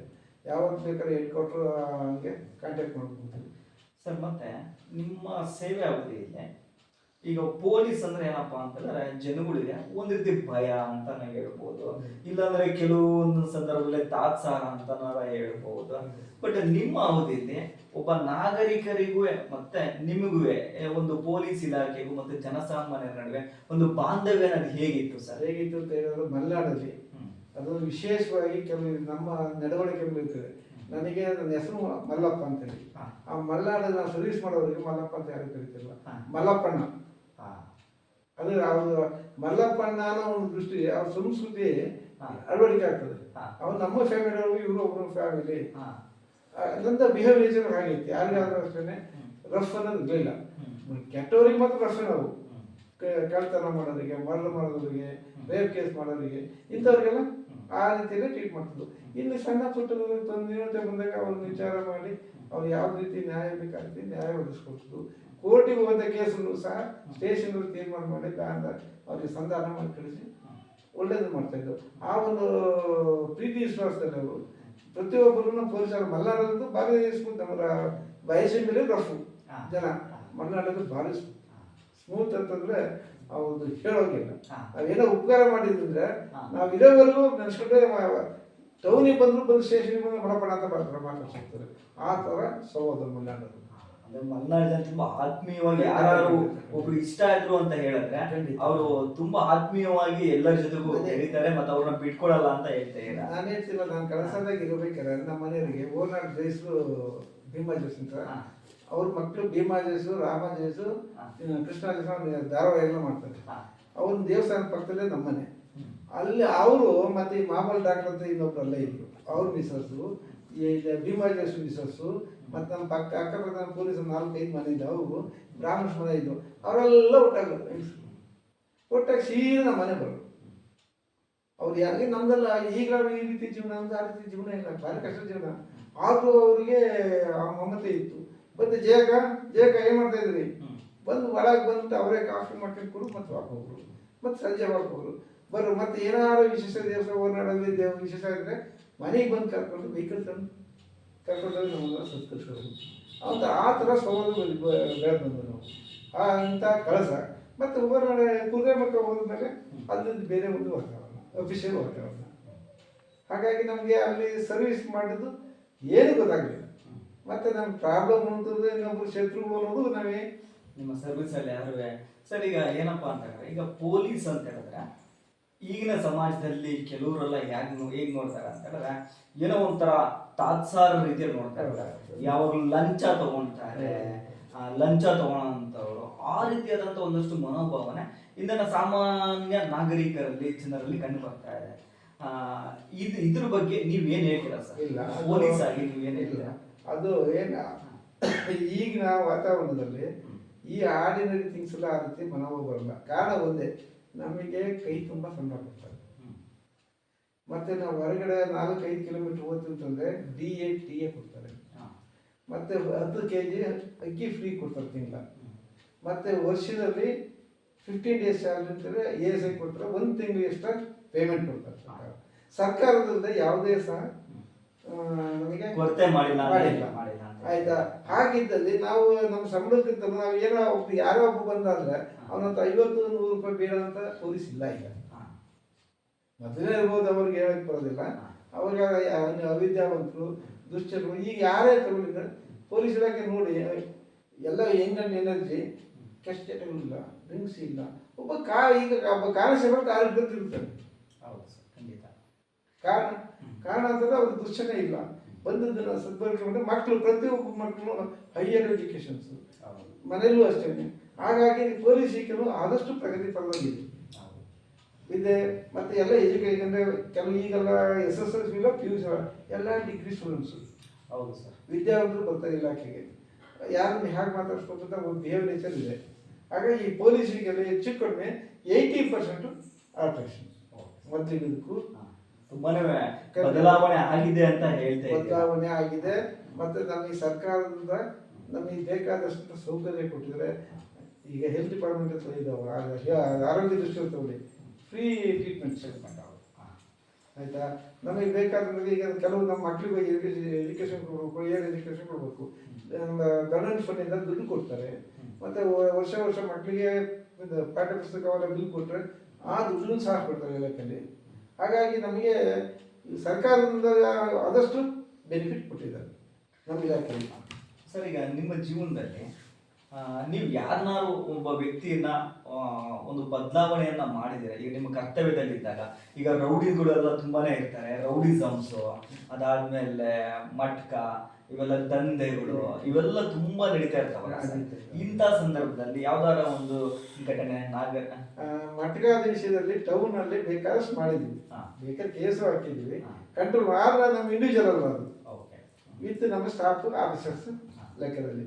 ನನ್ನ ಇಂಡಿವಿಜುವಲ್ ಲೆಕ್ಕದಲ್ಲಿ ನನಗೆ ಅತಿ ಮುಖ್ಯವಾಗಿ ನನಗೆ ಸಹಾಯ ಆಯಿತು. ಸಹಾಯ ಮಾಡಿದ್ರೆ ಲಕ್ಕೊಳ್ಳಿ ಇದ್ದಾಗ ಒಬ್ಬ ಗೋಪಿ ಅಂತ ಇದ್ದ, ಅವನು ಗಾರೆ ಕೆಲಸ ಮಾಡೋನು, ರೌಡಿ. ನನಗೆ ಅವನು ಪರಿಚಯ ಇಲ್ಲ. ಅವನಿಗೆ ನಾನೇ ಸ್ಟೇಷನ್ಗೆ ಅಲ್ಲಿ ಎಸ್ ಆಗಿದ್ದೆ. ಸ್ಟಾರ್ಟ್ ಆಗಿದ್ದಾಗ ಪೂರ್ ಪೀಪಲ್ ಅವರು ಲೇಬರ್ಸು, ನಾವು ಒಂದೇ ಬಂದು 4-5 ಜನ ಇಟ್ಕೊಂಡು ನುಗ್ಗಿ ಹೊಡೆದು ಹೊಡೆದಾಗ ಅವ್ರು ಸ್ಟೇಷನಿಗೆ ಬಂದರು. ನಾನೇ ಇದ್ದೆ. ಏನು ಅಂತ ನೋಡಿದ್ರೆ ಸ್ವಲ್ಪ ಸಿಕ್ಕಾಪಟ್ಟೆ ಇಂಜುರೀಸ್ ಎಲ್ಲ ಆಗಿತ್ತು. ಅವಾಗ ಏನು ಹೆಂಗೆ ಅಂತ ಹೇಳಿದ್ರು. ಆಯ್ತು ಅಂತ ಪೊಲೀಸರು ಕಳಿಸಿ ಅವನ್ನ ಕರ್ಕೊಂಡ್ಬಂದೆ. ಕರ್ಕೊಂಬಂದು ಆದ ನಂತರ ಅವ್ನು ಬಂದು ಕಂಡುಬಿಟ್ಟ ಅಂದರೆ ಅವನ್ನ ಅವ್ರ ಹಾಕಿ ಒಳಗೆ ಕೂರಿಸಿ ನಮ್ಮ ಸೇವೆನ ಏನು ಮಾಡ್ಬೇಕು ಮಾಡ್ತಿದ್ದು. ಇವಾಗ ಬಡವರು ಏನು ಹೇಳ್ತಾರೆ, ದಯವಿಟ್ಟು ಒಂದು ಕೇಸ್ ಹಾಕಿ ಮತ್ತೆ ಬರೋಬರು ಹೊಡಿತಾರೆ ಸರ್, ನಮಗೆ ಸರ್ವಾದ ನಮ್ಮ ರಾಜಿ ಮಾಡಿ ನಮ್ಮ ತಂದೆ ಬದಲು ಮಾಡಿ ಸರ್, ಇಷ್ಟೇ ಕೇಳೋದು. ಆನಂತರ ಲಾಸ್ಟಿಗೆ ಮನೆಗೆ ಆಯ್ತು ನೀವು ಕುತ್ಕೊಂಡು ಕೂರಿಸಿ ಸ್ವಲ್ಪ ನಮ್ಗೆ ತೋರಿಸಿದ್ವಿ. ಆವಾಗ ಅವನಿಗೆ ಅರಿವಾಗಿ ಇಲ್ಲೂ ಯಾರು ಹೊಡೆದಿಲ್ಲ ಅಂತ. ಆಮೇಲೆ ಅವನಿಗೆ ಅರಿವಾಗಿ ಕೈ ಕಾಲು ಇಟ್ಕೊಂಡ ಕೊನೆ ಅಂತ ಒಳಗೆ ಕೂರಿಸಿದ್ದು. ಆಮೇಲೆ ಸಾರ್ ಅಂತ ಬಂದ, ದಯವಿಟ್ಟು ತಪ್ಪಾಯ್ತು ಸರ್, ಇನ್ನು ಮುಂದೆ ಮಾಡೋದಿಲ್ಲ, ನನಗೆ ಇಲ್ಲಿವರೆಗೆ ಕೇಸ್ ಯಾರು ಹಾಕಿಲ್ಲ, ಕೇಸ್ ಹಾಕಬೇಡಿ, ಕೇಸನ್ನು ನಾವು ಕೋರ್ಟ್ಗೆ ಹೋಗೋದಿಲ್ಲ, ಅದೇನಾಗಿ ತಪ್ಪು ನಿಮಗೆ ಕೇಳಿ ಅವ್ರಿಗೆ ಕೇಳ್ಕೊಂಡು ನಾನು ಒಳ್ಳೆ ಮನುಷ್ಯನ ಹಾಕ್ತೀನಿ ಸರ್ ಅಂತ. ಆವಾಗ ಒಳ್ಳೆ ಅವ್ರಿಗೆ ಕೇಳಿದ್ದದೇ ಅಲ್ಲ ಅಂತ ಹೇಳ್ಬಿಟ್ಟು ಕೂರಿಸಿ ಒಂದು ರಾಜಿ ಪಂಚಾಯತ್ ಮಾಡಿ ಟ್ರೀಟ್ಮೆಂಟಿಗೆ ಅಂತ 4,000 ರೂಪಾಯಿ ದುಡ್ಡು ಕೊಡಿಸಿ ರಾಜಿ ಮಾಡಿಸ್ದೆ. ಆವಾಗ ಆ ಮನುಷ್ಯನಿಗೆ ಏನು ಅರಿವಾಯ್ತು ಗೊತ್ತಿಲ್ಲ. ಸ್ಟೇಷನಿಗೆ 2 ದಿವಸ 3 ದಿವಸ ಬಂದು ಸರ್ ಕಾಫಿ ಕುಡಿಯೋದು ಬನ್ನಿ ಸರ್, ತಿಂಡಿ ತಿನ್ನೋ ಬನ್ನಿ ಸರ್. ನಾನು ಯಾಕಪ್ಪ ಹಿಂಗೆ ಬರ್ತೀಯಾ? ಇಲ್ಲ ಸರ್, ನನ್ನ ಜೀವನದಲ್ಲಿ ಒಳ್ಳೆ ಬುದ್ಧಿ ಕಲಿಸಿದ್ರಿ, ನನ್ನ ತಂದೆ ತಾಯಿಗಿಂತಲೂ ನೀವು ದೊಡ್ಡವರು, ಖಂಡಿತ ನನಗೆ ಯಾರೂ ಕಲಿಸಿಲ್ಲ ಹಿಂಗೆ ಕಲಿಸಿದ್ರಿ ನೀವು, ನಾನು ಒಳ್ಳೆಯದಾಗಿದ್ದೀನಿ ಸರ್, ಒಳ್ಳೆಯದಾಗ್ತೀನಿ ಸರ್. ಸರಿ ಒಳ್ಳೆಯದಾಗ್ತಿಲ್ಲ ಬಿಡು, ಇನ್ನೇನು ಅಂತಾರೆ, ನೀವು ಮತ್ತೆ ದಿವಸ ಬಂದು ಕಾಫಿ ಕುಡಿ ಬನ್ನಿ ತಿಂಡಿ ತಿನ್ನೋದು ಕರೆಯೋಂಥ ಅಗತ್ಯ ಇಲ್ಲ, ಇನ್ನು ಕೆಲಸ ನೀವು ಮಾಡು, ನೀವು ಗಾಡಿ ಕೆಲಸ ಮಾಡೋದು ಮಾಡ್ಕೊಂಡು ಹೋಗಪ್ಪ ಅಂತ ಹೇಳಿದೆ. ಆನಂತರ ಒಂದು ದಿವಸ ಬಂದು ಸ್ಟೇಷನಿಗೆ ಬಂದ. ಇದರಲ್ಲಿ ಸಮಥಿಂಗ್ ಮಾಡೋದು ಬಂದರೆ ಬೈತ. ನಾನು ನೀನೊಬ್ಬ ಗಾರೆ ಕೆಲಸ ಮಾಡೋನು, ನನಗೇನಿಲ್ಲ ಲಂಚ ಕೊಡ್ತೀಯ, ನಿನಗೆ ನಿನಗೆ ಎಷ್ಟು ಕೊಡ್ತಾ ಅಂತೀಯ, ನನಗೆ ಎಷ್ಟು ಸಂಬಳ ಅಂತ ಬೈದಾಗ ಅರಿವಾಯಿತು. ಅವನು ಅದು 10,000 ತಂದು ಕಿಲೋಮೀಟ್ರಿದ್ದ ನಮ್ಮ ಬಚಾವ್ ಮಾಡಿದ್ದೀನಿ. ತಗೊಂಡೋಗುತ್ತೆ ಗೊತ್ತಿಲ್ಲ, ತಗೊಂಡು ಕೊಡುವ ಹುಡುಕಾರನ ಕಾಕಡ ದುಡ್ಡು ನಾನು ಮುಟ್ಟೋದಿಲ್ಲ, ಇಷ್ಟು ಆಸೆ ಪಡೋದು ಕಲಿಸ್ತೆ. ಆ ನಂತರ ಲಾಸ್ಟ್ ಬಂದು ಅವನಿಗೆ ಭಾರಿ ಖುಷಿ ಆಯಿತು. ಮಗಳು ಮದುವೆ ಮಾಡೋಕ್ಕಿಲ್ಲ, ಅವನಿಗೆಲ್ಲ ವಂಚಿತ. ಭದ್ರಾವತಿ ಛತ್ರ ಮಾಡಿಬಿಟ್ಟು ದುಡ್ಡು ಶಾರ್ಟೇಜ್ ಆಯಿತು. ಅದು ನನ್ನ ಕೊಟ್ಟ ಸಲಿಗೆ ಪ್ರೀತಿಯನ್ನು ಅವನ ಹೃದಯ ಬಂದ. ಸರ್ ಈಗ ಆಗಿದೆ, ದಯವಿಟ್ಟು ಬೇಜಾರಬೇಡಿ, ನಾನು ಮದುವೆ ಮುಗಿಸಿ ನಿಮ್ಗೆ ವಾಪಸ್ ಕೊಡ್ತೀನಿ, 10,000 ದುಡ್ಡು ಬೇಕು ಸರ್, ಶತ್ರು ದುಡ್ಡು ಕಟ್ಟೋಕ್ಕಿಲ್ಲ, ನಿಮ್ಗೆ 4,000 ಮದುವೆ ಇದೆ. ಅವಾಗ ನನ್ನ ಸಂಬಳ ಆಗಿತ್ತು, ಜೋಬದ ದುಡ್ಡು ಇತ್ತು, ತಗೊಂಡು ಕೊಟ್ಟು ಅದಕ್ಕೆ ಪ್ರತಿಫಲ ಕೊಟ್ಟವನು. ಆಮೇಲೆ ಮದುವೆ ಮುಗಿಸೋದು ಬಂದ, ದುಡ್ಡು ತಂದ. ಆಮೇಲೆ ಇಟ್ಕೊಳಪ್ಪ ದುಡ್ಡು ಇದ್ರಿ, ಇಟ್ಕೊಂಡು ಮದುವೆ ಮಾಡಿದ್ರೆ ಇಟ್ಕೊ ಬರಂತೆ ಅಂತ. ನೀನು ಏನು ಕೆಲಸ ಮಾಡ್ತೀಯಾ ಅಂತ, ಗಾಡಿ ಕೆಲಸ, ಮನೆ ಕೆಲಸ ಮಾಡ್ತೀಯಾ ಸರ್, ಮನೆ ಎಲ್ಲ ಕಟ್ತೀನಿ ಸರ್, ಆರ್ಸಿ ಕಟ್ತೀನಿ ಅಂತ ಹೇಳಿದ. ಈಗ ನಾನು ಈ ಸರಿ ಮನೆ ಇಲ್ಲ, ಮನೆ ಕಟ್ಟಬೇಕು, ನನ್ನ ಮನೆ ಕಟ್ಟಿಕೊಡ್ತೇನೆ, ಖಂಡಿತ ಸರ್ ಅಂತ ಒಪ್ಪಿಬಿಟ್ಟೆ.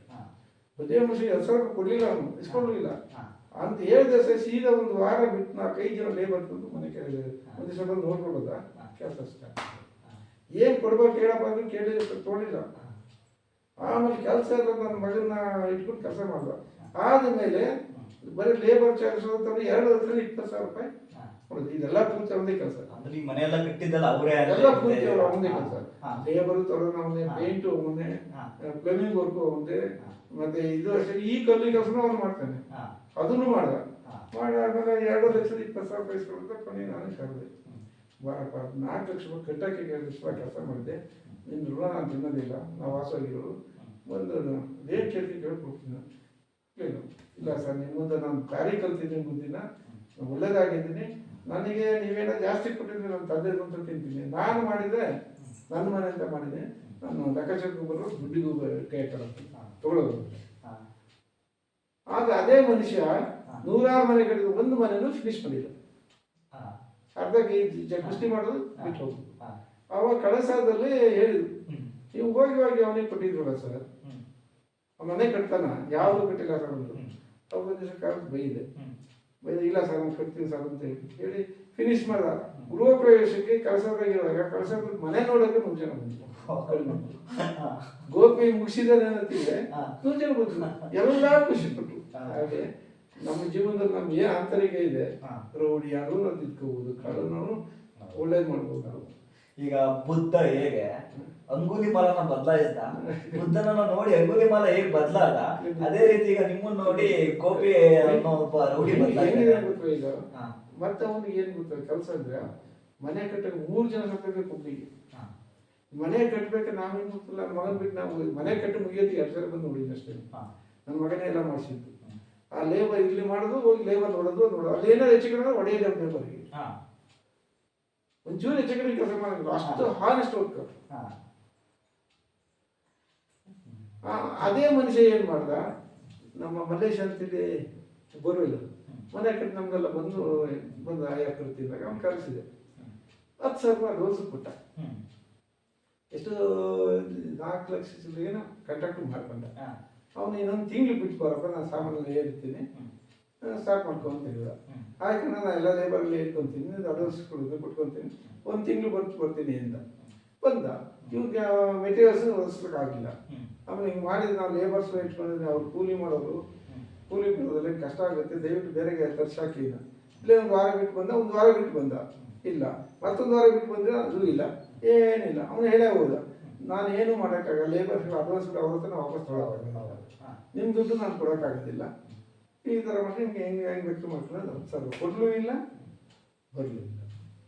ಸರ್, ಮತ್ತೆ ನಿಮ್ಮ ಒಂದು ಸೇವಾ ಅವಧಿಯಲ್ಲಿ ಒಂದಷ್ಟು ಈಗೇನಪ್ಪ ಅಂತ ಹೇಳಿದ್ರೆ ಒಂದಷ್ಟು ಸಾಮಾಜಿಕ ಗಲಭೆಗಳು ಅಂತ ನಡೀತಾ ಇರ್ತವೆ, ಆಮೇಲೆ ಒಂದಷ್ಟು ಕ್ರೌರ್ಯಗಳೆಲ್ಲ ನಡೀತಾ ಇರ್ತವೆ. ಆ ರೀತಿಯಾದಂಥ ಯಾವ್ದಾರ ಒಂದು ಘಟನೆಗಳು ಇದೆಯಾ ಸರ್? ಈಗ ಆತ್ಮಹತ್ಯೆ ಕೇಸುಗಳನ್ನ ಈಗ ಕೊಲೆ ಅಂತ ಮಾಡ್ತಾ ಇರ್ತಾರೆ, ಇಲ್ಲ ಅಂತ ಹೇಳಿದ್ರೆ ಈ ರೀತಿಯಾದ ಒಂದಷ್ಟು ಚಾಲೆಂಜಸ್ಗಳು ಸ್ಟೇಷನ್ ಮೇಲೆ ಜನಗಳು ಪಬ್ಲಿಕ್ಸ್ ಯಾವ ಟೈಮಲ್ಲಿ ಯಾವಾಗ ಹೆಂಗೆ ಯಾರ ಮೇಲೆ ವಿರುದ್ಧವಾಗಿ ರಚ್ಚಿಗೆ ಹೇಳ್ತಾರೆ ಅಂತ ಹೇಳೋದಕ್ಕಾಗಲ್ಲ.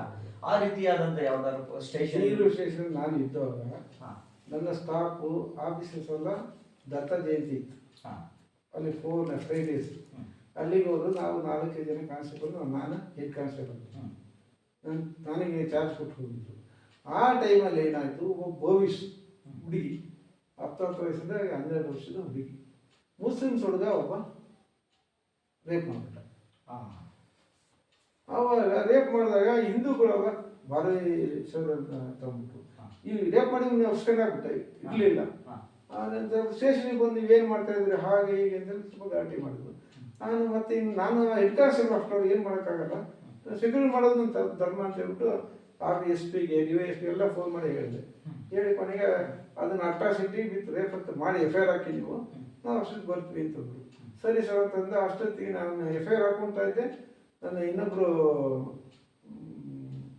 ಒಂದು ಹೆಸರು ಮರ್ತಂಗಾಗಿದೆ, ಕಾನ್ಸ್ಟೇಬಲ್ 2 ಜನ ಕಾನ್ಸ್ಟೇಬಲ್ ಅಷ್ಟೇ, ಅವ್ರವ್ರು ಬೈಕ್ ಇದ್ದು, ನೀವು ಎಲ್ಲರೂ ನೋಡಿ ಅವ್ನು ಪತ್ತೈಸ್ಕೊಂಬಾರಪ್ಪ, ಇಲ್ಲಾಂದ್ರೆ ಹಿಂದೂ ಮುಸ್ಲಿಂ ಗಂಡ ಶುರುವಾಗುತ್ತೆ. RSS ಭಾರಿ ಸ್ಟ್ರಾಂಗು, ಮುಸ್ಲಿಂ ಅದಕ್ಕೆ ಇದು ಆಗಿಲ್ಲ. ಅವಾಗ ಮಲೆನಾಡು, ಈ ಕಡೂರು, ಚಿಕ್ಕಮಗಳೂರು, ಶಿವಮೊಗ್ಗ ಇಲ್ಲೆಲ್ಲ ಸ್ವಲ್ಪ ಕೋಮು ಗಲಭೆ ಅನ್ನೋದು ಜಾಸ್ತಿನೇ ಆಗ್ಬೋದು. ಇದ್ರೂ ಅಷ್ಟಿಲ್ಲ, ಬಟ್ ಬಯಸಿದ ಮೇಲೆ ಆದರೆ ಅದು ಕಂಟ್ರೋಲ್ ಮಾಡೋಕ್ಕಾಗಲ್ಲ. ಆ ನಂತರ ಮುಸ್ಲಿಮ್ಸ್ ಹುಡುಗ ಅಂತ ಹೇಳ್ಬಿಟ್ಟು RSS ಸ್ಟ್ರೈಕ್ ಮಾಡಿಬಿಟ್ಟು, ಸ್ಟ್ರೈಕ್ ಮಾಡಿ ಮುಸ್ಲಿಮ್ಸರ್ಗೆ ಎಲ್ಲಿ ಬೇಕಾಗಿ ಹೊಡೆಯೋದು ಮಾಡಿದ್ರು. ಆವಾಗ SP ಗೆ ಹೇಳಿದಾಗ ಮತ್ತೆ ಅಲ್ಲಿಂದ ನಮ್ಮ ಇನ್ಸ್ಪೆಕ್ಟರ್ ಸಬ್ ಇನ್ಸ್ಪೆಕ್ಟರ್ ಸ್ಟಾಫ್ನ ರಿಟರ್ನ್ ಮಾಡಿದ್ರು. ಅಷ್ಟೊತ್ತಿಗೆ ಇವನು ಸೆಕ್ಯೂರ್ ಮಾಡಿ ಲಾಕಪ್ ಇಟ್ಟಿದ್ದು. ನೀವು ಹಂಗಾರೆ ಇವನು ಅರೆಸ್ಟ್ ಮಾಡ್ಕೊಂಡು ಬಂದಿದ್ದೀರಾ? ಅಪರಾಧಿನ ಅರೆಸ್ಟ್ ಮಾಡಿ ಲಾಕಪ್ ಇಟ್ಟಿದ್ದು, ಒಬ್ಬರತ್ತಿ ಲಾಕಪ್ ಹಾಕಿದ್ದೆ. ಅವಾಗ ಮತ್ತೆ ನೆಕ್ಸ್ಟ್ ಫರ್ದರ್ ಇನ್ವೆಸ್ಟಿಗೇಷನ್ ಮಾಡಿ ಅದನ್ನು ಅಟ್ರಾಸಿಟಿ ವಿತ್ ರೇಪ್ ಅಂತ ಮಾಡಿ ಅವನು ಕಸ್ಟಡಿ ಕಳಿಸಿದ್ರು. ಅವಾಗ ಆ ದಿನ ನನಗೆ ಅಪರಾಧ ನಾವು ಇರಲಿಲ್ಲ ಅಂದರೆ ಹಿಂದೂಗಳು RSS ಎಲ್ಲ ಸೇರ್ಕೊಂಡು ಸ್ಟೇಷನ್ಗೆ ಬೆಂಕಿ ಬರೋದು. ಅವಾಗ SP ಬಂದು ಪ್ರಶಂಸೆ ಮಾಡಿದ್ರು, ವೆರಿ ಗುಡ್, ಸ್ಟಾಫ್ ಇದ್ದವ್ರು ಮಾಡಿದ್ರು, ಒಳ್ಳೆ ಕೆಲಸ ಮಾಡಿದ್ರು ಅಂತೇಳಿ. ಮತ್ತೆ ಅವಾಗ ಈ RSS ಸ್ವಾಗತ ಮಾಡಿದ್ರು. ಸರ್ ನಾವು ಮಾಡಬೇಕಾಗಿತ್ತು, ಅದನ್ನ ಟ್ರೈ ಮಾಡ್ತಾ ಇದ್ರು, ನೀವು ಮಾಡಿದ್ರಿ, ಸ್ಟಾಫ್ ಇದ್ದವ್ರು ಅದು ಎಲ್ಲೂ ಸ್ಟಾಫ್ ಇಲ್ಲ ಅವಾಗ, ಎಲ್ಲ ದತ್ತಮಾಲೆ ಇವರಿಗೆ ಬಂದೋಬಸ್ತಲ್ಲಿದ್ದಾರೆ. ಅವಾಗ ನಾವು ಕೆಲವು ಆಫೀಸರ್ಸ್ ಖುಷಿ ಕೊಟ್ಟರು. ಅದು ಅವಾಗ ನಮ್ಮ ಸ್ವಂತ ಮೋಟಿವ್. ನಾವು ನೆಗ್ಲಿಜೆನ್ಸಿ ಮಾಡಿದ್ರೆ ಅವ್ರ ಆಗಿದೆ ಬರ್ತಾರೆ ತುಂಬಿದ್ರೆ ಅಲ್ಲ ನಾನು ಸ್ಟಾಫ್ ಇಲ್ಲ ಅಂತಂದ್ರೆ ಏನೂ ಮಾಡೋಕ್ಕಾಗ್ತದೆ. ಅದು ನಮ್ಮ ಉನ್ನತ ಕೆಲಸ ಅನ್ನ ತಿಂತಾ ಇತ್ತು, ನಮ್ಮ ಕೆಲ ಕೆಲಸ ಮಾಡೋಗ್ಬಿಡ್ತೇನೆ. ಒಬ್ಬ ಸೆಂಟ್ರಿ ಇದ್ದ, ಒಬ್ಬ ಬೇರೆ ಎಕ್ಸಿಕ್ಯೂಟಿವ್ ಇಟ್ಕೊಂಡಿದ್ದೆ, ನಾನು ಇನ್ನಿಬ್ಬರನ್ನ ಬೈಕ್ ತಗೊಂಡು ಬಿಡಿಸಿದೆ. ಅವನು ತರೀಕೆರೆ ನಡ್ಕೊಂಡು ಹೋಗ್ತಾ ಇದ್ದ. ತರೀಕೆರೆ ಬೆಟ್ಟದಲ್ಲಿ ನಡ್ಕೊಂಡು ಹೋಗ್ತಿದ್ದನ್ನ ಹಿಡ್ಕೊಂಡ್ಬಿಡಿ ಅನಾಹುತನ ತಂತು. ಹಿಂದೂ ಮುಸ್ಲಿಂ ಗಂಟೆ ಆಗಲಿಲ್ಲ, ಮತ್ತೆ ಏನಾಗಲ್ಲ. ಅವನು ಅರೆಸ್ಟ್ ಮಾಡಿ ಜೈಲಿಗೆ ಕಳಿಸ್ತು, ಮತ್ತೆ ಇನ್ವೆಸ್ಟಿಗೇಷನ್ ಮಾಡಿ ಚಾರ್ಜ್ ಶೀಟ್ ಕೊಟ್ಟು. ಸರ್, ಆಗಿನ ಕಾಲದಲ್ಲಿ ವೆಪನ್ಸ್ ಎಲ್ಲ ಹೇಗಿತ್ತು ಸರ್? ಅವಾಗ ನಮಗೆ ಈಗಲೂ ಅಷ್ಟೇ ವೆಪನ್ಸ್ ನಮ್ಮ ಇಲಾಖೆಗೆ ಮಿಷಿನ್ ಗನ್ನು ನಾವು ರಿಜಿಸ್ಟ್ರೇಷನ್ 4-5 ಕೊಟ್ಟಿರ್ತೀವಿ. ಇನ್ನೆಲ್ಲ ಚೀನಾ ಟ್ರೇನ್ ಬೈಕ್, ಅದು ಹೆವಿ ಹಳೆಯ ಕಾಲದ ಬ್ರಿಟಿಷ್ನಲ್ಲೇ ಕಳೆದು. ಅದು ಈಗ ಕಳ್ಳರು ನಕ್ಸಲೇಟ್ಸು ಇವೆಲ್ಲ ಉಪಯೋಗಿಸ್ತಾರಲ್ಲ, ಹ್ಮ್. ಆ ಥರ ನಾವು ಅದನ್ನು ಉಪಯೋಗಿಸೋಕ್ಕಾಗಲ್ಲ. ಹಾ. ಹಾಕುವುದು ಒಂದು 10 ಗುಂಡು ಹಾಕಿ ಬಟ್ ಒಂದು ಹೊಡೆದು ಇನ್ನೊತ್ತಿಗೆ ಅವರು ಇಲ್ಲಿ ಬಡ ಬಡ ಬಡ ಬಡ ಅಂತ ಅವಾಗೆಲ್ಲ ತುಪಾಕಿಗಳು ಅಂತ ಅದು ಗನ್ ಪೌಡರ್ನ ತುಂಬಿ ತುಂಬಿ ಇಲ್ಲ, ಅದು ಇಲ್ಲ. ಅದಿಲ್ವಾ ಇದು ಸರ್? ಇದು ಆಕ್ಚುಲಿ ರೈಫಲ್ಲೇ. ಹಾ. ರೈಫಲ್ ಅಂದ್ರೆ ಅದಕ್ಕೆ 30 ರೌಂಡ್ ತುಂಬೋದು ಹಾ. ಒಂದು ಸಾರಿಗೆ. 30 ರೌಂಡ್ ಹೇಳಿದ್ರೆ ನಾವು ಒಂದೇ ಸಲ ಪಡ ಪಡ ಪಡ ಹೊಡೆಯೋಕ್ಕಾಗಲ್ಲ. ಹ್ಮ್. ಒಂದು ಹೊಡೆದು ಅಂತ ಹೇಳಿದ್ರೆ ಮತ್ತೆ ಟ್ರಿಗರ್ ಎತ್ತಿ ಹಿಂದಕ್ಕೆ ಎಳೆದು ಮುಂದೆ ಹಾಕಿ ಮತ್ತೆ ಲಾಕ್ ಮಾಡಿ ಆಮೇಲೆ ಲಾಕ್ ಓಪನ್ ಮಾಡಿ ಹೊಡಿಬೇಕು. ಅಷ್ಟೊತ್ತಿಗೆ ಒಂದು ಕಡಿಮೆ ಅಂದ್ರೆ 1.5 ನಿಮಿಷ 2 ನಿಮಿಷ ಆಗಿರ್ತದೆ. ಅಷ್ಟೊತ್ತಿಗೆ ಶತ್ರುಗಳು ಅವರೇ ನಾವು ಎತ್ತಂಗಿಲೆ ಹೊಡೆದ್ರೆ 100 ಗುಂಡುಗಳನ್ನ ಈ ಗಾಳಿಯಲ್ಲಿ ರೈಫಲ್ ಗುಂಡು ಅಂದ್ಕೊಂಡು ಹೋದ್ರೆ ನಾವು ಯಾರೂ ಇರಲ್ಲ.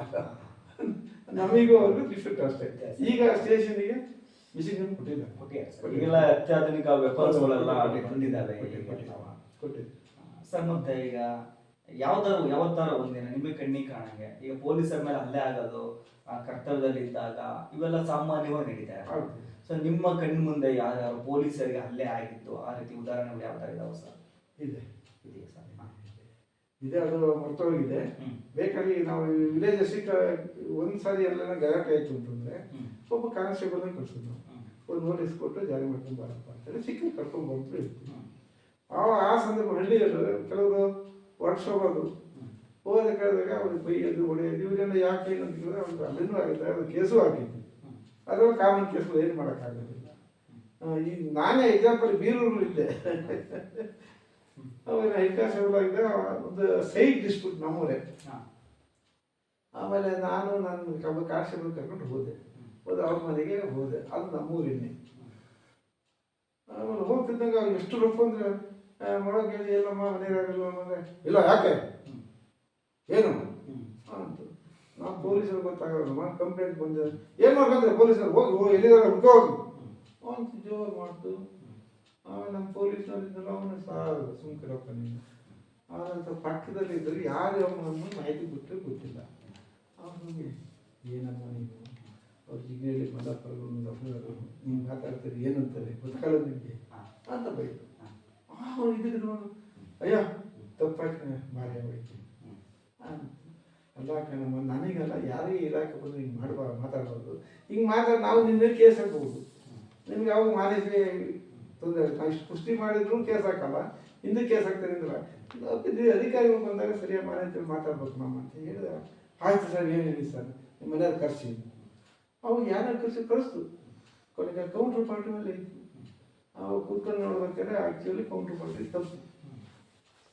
ಇವ್ರು ತಪ್ಪಿಲ್ಲ ಅನ್ನೋ ದೃಷ್ಟಿಲಿ ಅಷ್ಟು ಸ್ಟಾರ್ಟ್ ಆಯ್ತಮ್ಮ, ಅದೇನಾಗಿದೆ ಸರಿಪಡಿಸ್ಕೊಂತೀವಿ, ಅದಕ್ಕೆ ಗುದ್ದಾಟ ಆಡಬಾರ್ದು ಸಮಾಧಾನ ಮಾಡಿ ರಾಜಿ ಮಾಡ್ಬಂದೆ. ಇವತ್ತು ನೆನೆಸ್ತಾರೆ. ಸರ್, ಈಗ ನಿಮಗೆ ಒಂದು ಅಂತಿಮವಾದಂತಹ ಪ್ರಶ್ನೆ ಏನಪ್ಪಾ ಅಂತಂದ್ರೆ, ಈಗ ಪೊಲೀಸ್ ಇಲಾಖೆಗೆ ಈಗ ಹೊಸದಾಗಿ ಸೇರ್ತಾ ಇರ್ತಾರೆ ಮತ್ತೆ ಕರ್ತವ್ಯವನ್ನು ನಿರ್ವಹಿಸ್ತಾ ಇರ್ತಾರೆ, ಅವರಿಗೆ ನಿಮ್ಮ ಕಡೆಯಿಂದ ಒಂದು ಕಿವಿ ಮಾತು ಏನು ಹೇಳ್ತೀರಾ ಸರ್? ಖಂಡಿತ ಹೇಳ್ತೀನಿ. ಯಾಕೆಂದ್ರೆ ಎಕ್ಸಾಂಪಲ್ ನಾನು ನಿಮಗೆ ಒಂದು ಬಾಯಿ ಮಾತಲ್ಲಿ ಹೇಳಿದ್ದೆ. ನಮ್ಮ ಶಿವಣ್ಣ ಇದ್ದಾರಲ್ಲ, ನಮ್ಮ ಮಂಜು KDP ಮೆಂಬರ್ ತಮ್ಮ, ಈಗ ಲಕ್ಕೋಡಿಯಲ್ಲಿ ಇದ್ದಾರೆ ಪೊಲೀಸ್. ಅವನು ಈಗ ಸಾಧು ಕಣ್ಣು. ಯಾರು ಬಂದ್ರು ಬೇಕಾದ್ರೆ 10 ರೂಪಾಯಿ ಕೊಟ್ಟು ಸಹಾಯ ಮಾಡಿ ಕಳಿಸ್ತಾರೆ. ಅವಾಗ ರಫ್ ಅಂತಂದ್ರೆ ಪೊಲೀಸ್ ಇಲಾಖೆ ಪೊಲೀಸ್ ಕಾನ್ಸ್ಟೇಬಲ್ ಅವರು SP ಗಿಂತಲೂ ಜಾಸ್ತಿ ಇರ್ತಾರೆ. ಆ ಟೇಬಲ್ಲಿ ಗತ್ತು ಶಿವಣ್ಣ. ಒಂದು ಸಾರಿ ನಾನು ಲಕ್ಕೋಟೆಯಲ್ಲಿ ಇದ್ದೆ ಅಂತ ಕಳಿಸುತ್ತೆ. ಅವಾಗ ನಮ್ಮ ASI ಸಕರೆ ಮಾಡೋದು ನೋಟಿಸ್ ಜಾರಿ ಮಾಡುವಾಗ ಅವ್ರಿಗೆ ಬಾಯಿಯನ್ನು ಬಂದ್ಬಿಟ್ಟಿದ್ರು. ಅವರು ನನಗೆ ಫೋನ್ ಮಾಡಿದ್ರು, ಸರ್ ಏನು ಸರ್ ನಿಮ್ಮ ಮಗ ಆಗ್ಬೇಕಂತ ಅಂದ್ಬಿಟ್ಟು ಬುದ್ಧಿ ಹೇಳ್ಬಾರ್ದು ಸರ್, ಕಾನ್ಸ್ಟೇಬಲ್ ಅವ್ನು ಸಕರೆ ಇದ್ದ, ನಿಮ್ಗೆ ಹೋದ್ರೆ ಹಿಂಗೆಲ್ಲ ಮಾತಾಡ್ಬಿಟ್ಟ ಸರ್. ಸರಿ ಹೇಳ್ತೀನಿ ಏನು ಮಾಡೋಕ್ಕಾಗಲ್ಲ ಸ್ವಲ್ಪ ರುಚಿ ಮುಂದೆ. ಇನ್ನೊಂದು ದಿವಸ ಸಿಕ್ಕಿದ್ರು. ನನ್ನ ಕಟ್ಟೆಯಿಂದ ಅದು ತೋಟಕ್ಕೆ ಹೋಗಿನ ಬರ್ತಾರೆ ಸಿಕ್ಕಿದ್ರು. ಶಿವಣ್ಣ ಅಂದೆ. ಅಯ್ಯ ಹತ್ರ ಕರಿತಿದ್ರು. ಬಾಯಿಲಿಂದ ಯಾಕಪ್ಪ ನೀನು ಇಲಾಖೆ ಸೇರ್ಕೊಂಡಿಲ್ಲ, ಚಿತ್ರದುರ್ಗದಲ್ಲಿ ಫಸ್ಟ್ ಅಪಾಯಿಂಟ್ ಅವರು ಸಕ್ರಮಂಟ್ ಟ್ರಾನ್ಸ್ಫರ್ ಆಗಿದ್ದಿಲ್ಲ. ಯಾಕೆಂದ್ರೆ ನಮ್ಮ CT ಆತ್ಮೀಯರು ಯಾರೋ ಅವ್ರ ಅಣ್ಣ ಅವ್ರ ಕಡೆಯಿಂದ ಬಂದರು ಇದ್ರು. ಅಲ್ಲಿ ಸ್ವಲ್ಪ ಗಾರ್ಡನೆ. ಆಮೇಲೆ ಅಲ್ಲಿ ಒಂದ್ಸರಿ ಅಂದರೆ ಬೀರೂರಿಗೆ ಬಂದೋಬಸ್ತ್ ಹೋಗಿದ್ದಾರೆ. 10 ನಿಮಿಷ ಲೇಟ್ ಆಗಿದೆ. ಆವಾಗ ಅಲ್ಲಿ ಸಬ್ ಇನ್ಸ್ಪೆಕ್ಟ್ರಿಗೆ ಏನಪ್ಪ ನೀನು ಯಾಕೆ ಹಿಂಗೆ ಲೇಟಾಗಿ ಬಂದಿದ್ಯಾ ಹಾಗೆ ಹೀಗೆ ಅಂತ ಅನ್ಬೇಕಾರೆ ಏಯ್ ಏನು ಮಾಡ್ಕೊಂತ ಮಾಡ್ಕೊಳ್ಳೋದು ನೀನು ನನಗೆ ಕೇಳ್ತೀಯ ಅಂತ ಅದ್ರ ಮೇಲೆ ರಿಪೋರ್ಟ್ ಆಗಿ ಸಸ್ಪೆಂಡ್ ಮಾಡಿದ್ರು. ಡಿ ಇಟ್ಬಿಟ್ರು. ಡಿ ನೋಟಿಸ್ ಬಂದಾಗ ಇಷ್ಟು ಗಲಾಟೆ. ಅವಾಗ ನಾನು ಯಾಕೆ ಈಗ ನಾವು ಮಾಡ್ಕೊತ ಇದ್ದೀವಿ ಅಂದರೆ ಇದೇ ಬಿಡೆ ನೀವಾರ ಮಾಡಿದ್ರಿ ನಮ್ಮ ಕೆಲ ಆಗಲ್ಲ ಈ ಇಲಾಖೆ ಕೆಲಸ ಮಾಡಿ ಇಲಾಖೆನ ಹೇಳೋದು ಹಂಗೆ ಡಿಸ್ಮಸ್ ಮಾಡಿದ್ರೆ ಮಾಡಲಿ ಅದೊಂದು ಇಟ್ಟಿಗೆ ಸುಟ್ಟು ಫ್ಯಾಕ್ಟ್ರಿ ಮಾಡ್ಕೊಂಡ್ರೆ ದಿವ್ಸ 25 ಜನ ಕೆಲಸ ಕೊಡ್ತೀನಿ. ಬಾಳೆ ಹೊಲದ ಬಾಳೆಕಾಯಿ ಬೆಳೆದ್ರೆ 1000 ರೂಪಾಯಿ ಬೆಳಿತೀನಿ. ಇಲಾಖೆ ಬೇಡ ಹಸುಗಳ ಮಕ್ಕಳು ಏನು ಬೇಕೋ ಮಾಡ್ಕೊಂಡು ಕಡೆ ನಾನು ಸಮಾಧಾನ ಬೇಡ ಇಲಾಖೆ ಸೇರ್ಕೊಂಡು ಮಾಡಿದೆ. ಈಗ ಗೊತ್ತಾಗಲ್ಲ ವಯಸ್ಸಾದ ಮುಂದೆ ನಾವು ಅನ್ನ ತಿನ್ಬೇಕಾದ್ರೆ ಗೊತ್ತಾಗ್ತದೆ.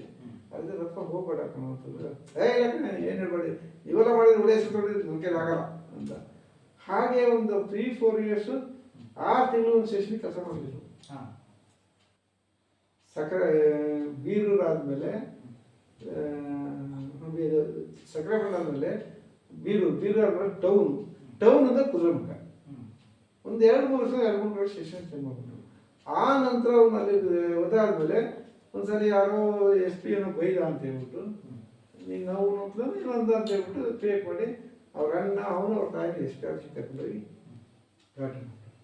ಬನ್ನಿ ನಮ್ಮ ನಾವು ಒಂದು ತಾಯಿ ಕರ್ಕೊಂಡು ಬಂದಿದ್ದೀನಿ ಅದೇನು ಮಾಡ್ತೀವಿ ಮಾಡೋ ಅಂತೇಳಿ SP ಕೇಳಬೇಕಾ.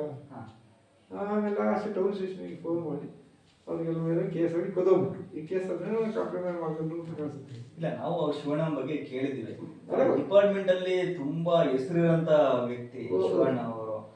ಒಳ್ಳೆ ವರ್ಕರ್ ಮತ್ತೆ ಪ್ರಾಮಾಣಿಕ ಅನ್ಯಾಯ ಯಾವ ಈಗ ಪ್ರಾಮಾಣಿಕವ ಈಗ ಪ್ರಾಮಾಣಿಕ. ಈಗ ನೀವೇ ಸ್ವಲ್ಪ ಕೋಪ ಎಲ್ಲ ಜಾಸ್ತಿ ಅಂದ್ರೆ ಅವಾಗ ಬಿಸಿ ರಕ್ತ ಇದೆಯಲ್ಲ ಈಗ ಲಕ್ಕಳ್ಳಿಗೆ ಹೋದ್ಮೇಲೆ ಒಂದೇನಿಲ್ಲ ಎಕ್ಸಸೈಸು ಯೋಗಾಸನ ಜಪ ತಪ ಇದೆ ಮತ್ತೆ ಯಾವ ಅಭ್ಯಾಸ ಇಲ್ಲ. ಮನೆಯಲ್ಲಿ ಮಕ್ಕಳು ಬೋಧನೆ ಫ್ಯಾಮಿಲಿ ಮೇಂಟೆನೆನ್ಸ್ ಇಲ್ಲ. ಈಗ ತುಂಬಾ ಆಧ್ಯಾತ್ಮಿಕವಾಗಿ ಅವರು ಗ್ರೇಟ್. ಈಗ ಮನುಷ್ಯನ ಅದಕ್ಕೆ ಹೇಳ್ತಾನೆ ನಮ್ಮ ವಯಸ್ಸಿಗೆ ತಕ್ಕಂತೆ ಬರ್ತಾ ಈಗ ನಾನು ನನ್ನ ಇಲಾಖೆ ಹೋಗೋದ್ರಿಂದ ಮುಂಚೆ ನಾನು ರಫ್ ಅಂದ್ರೆ ನಮ್ಮ ಕಚ್ಚಪ್ಪ ಇವ್ರ ದೊಡ್ಡಪ್ಪ ಒಂದ್ಸರಿ ಅಡಾಕ್ಬಿಟ್ಟಿದ್ದೆ. ಅವಾಗ ನಾನು SSLC ಫೇಲ್ ಆಗಿ ಮನೇಲಿದ್ದೆ. ತೋಟಕ್ಕೆ ಕಬ್ಬು ಹಾಕಿದ್ದು. ನಮ್ಮ ತಂದೆ ಬೆಳಗಿನ ಜಾವ 4 ಗಂಟೆ ಎಬ್ಬಿಸಿ ಕಳಿಸಿ ನೀರು ಬರೋದು ಕಳಿಸಿದ್ರು. ಆಮೇಲೆ ಒಂದು ದಿವಸ ಹೋದೆ ಇವ್ರು ಏನು ಮಾಡಿ ಇವ್ರು ನೀರು ಕಟ್ಟಕ್ಕೆ ಮಾಡಿ ಇವ್ರು ಕಬ್ಬು ಹಾಕಿದ್ರು. ಬೆಳಗ್ಗೆ 4 ಗಂಟೆಗೆ ಇದು ಹೋಗಕ್ಕಾಗಲ್ಲ ಅವ್ರಿಗೆ. 5-6 ಗಂಟೆಗೆ ಬರೋದು ಆ ಕಡೆಯಿಂದ ಕಬ್ಬಿನೊಳಗೆ ಬರೋದು. ಆ ಮಡಬಾಯಿಯಲ್ಲಿ ನಾವು ಕಟ್ಟಿದ್ದನ್ನ ಕಿತ್ತು ಇವ್ರ ಕಡೆಗೆ ಬಿಟ್ಟು ನಮ್ಮ ಕಡೆಗೆ ಕಟ್ಟೋದು.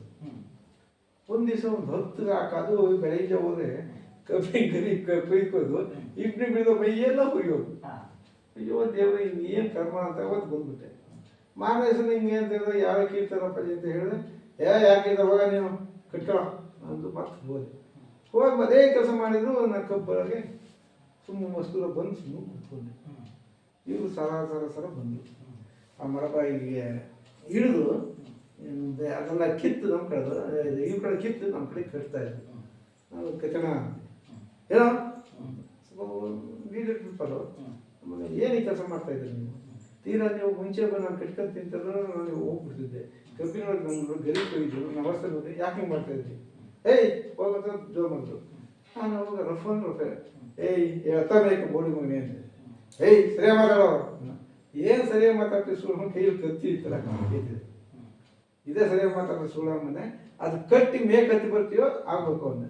ಹೇಳ್ಬಿಡ ಹುಡುಗಣ್ಣ ನಾನು ಪಾಪ ಅವರು ಎಲ್ಲಿ ಏನು ಮಾಡಿದ್ರೆ ಕಟ್ಟಿ ಆಯ್ತು ಬಂದಾದ್ಮೇಲೆ ನಮ್ಮ ಮನೆಗೆ ಬಂದಿಲ್ಲ ಅದಲ್ಲೇ ಕೂತಿದ್ದಾರೆ. ನಮ್ಮ ತಂದೆ ಮಧ್ಯಾಹ್ನ 10 ಗಂಟೆಗೆ ಊಟ ತಗೊಂಡು ಹಳ್ಳದಲ್ಲಿ ಏನು ನೋಡ್ಕೊಂಡೇ ಇದ್ದ. ನಮ್ಮ ತಂದೆ ಬಂದಾಗ ಅದಕ್ಕೆ ಹೋದ್ರು. ನೀವು ಅವಾಗ ಯುವಕರಲ್ಲಿದ್ದಾಗ ತುಂಬಾ ರೋಷ ವೇಷ ನಮ್ಮ ಊರಲ್ಲಿ ನಮ್ಮೂರಲ್ಲಿ ಮಾತಾಡ್ಸಿದ್ರು.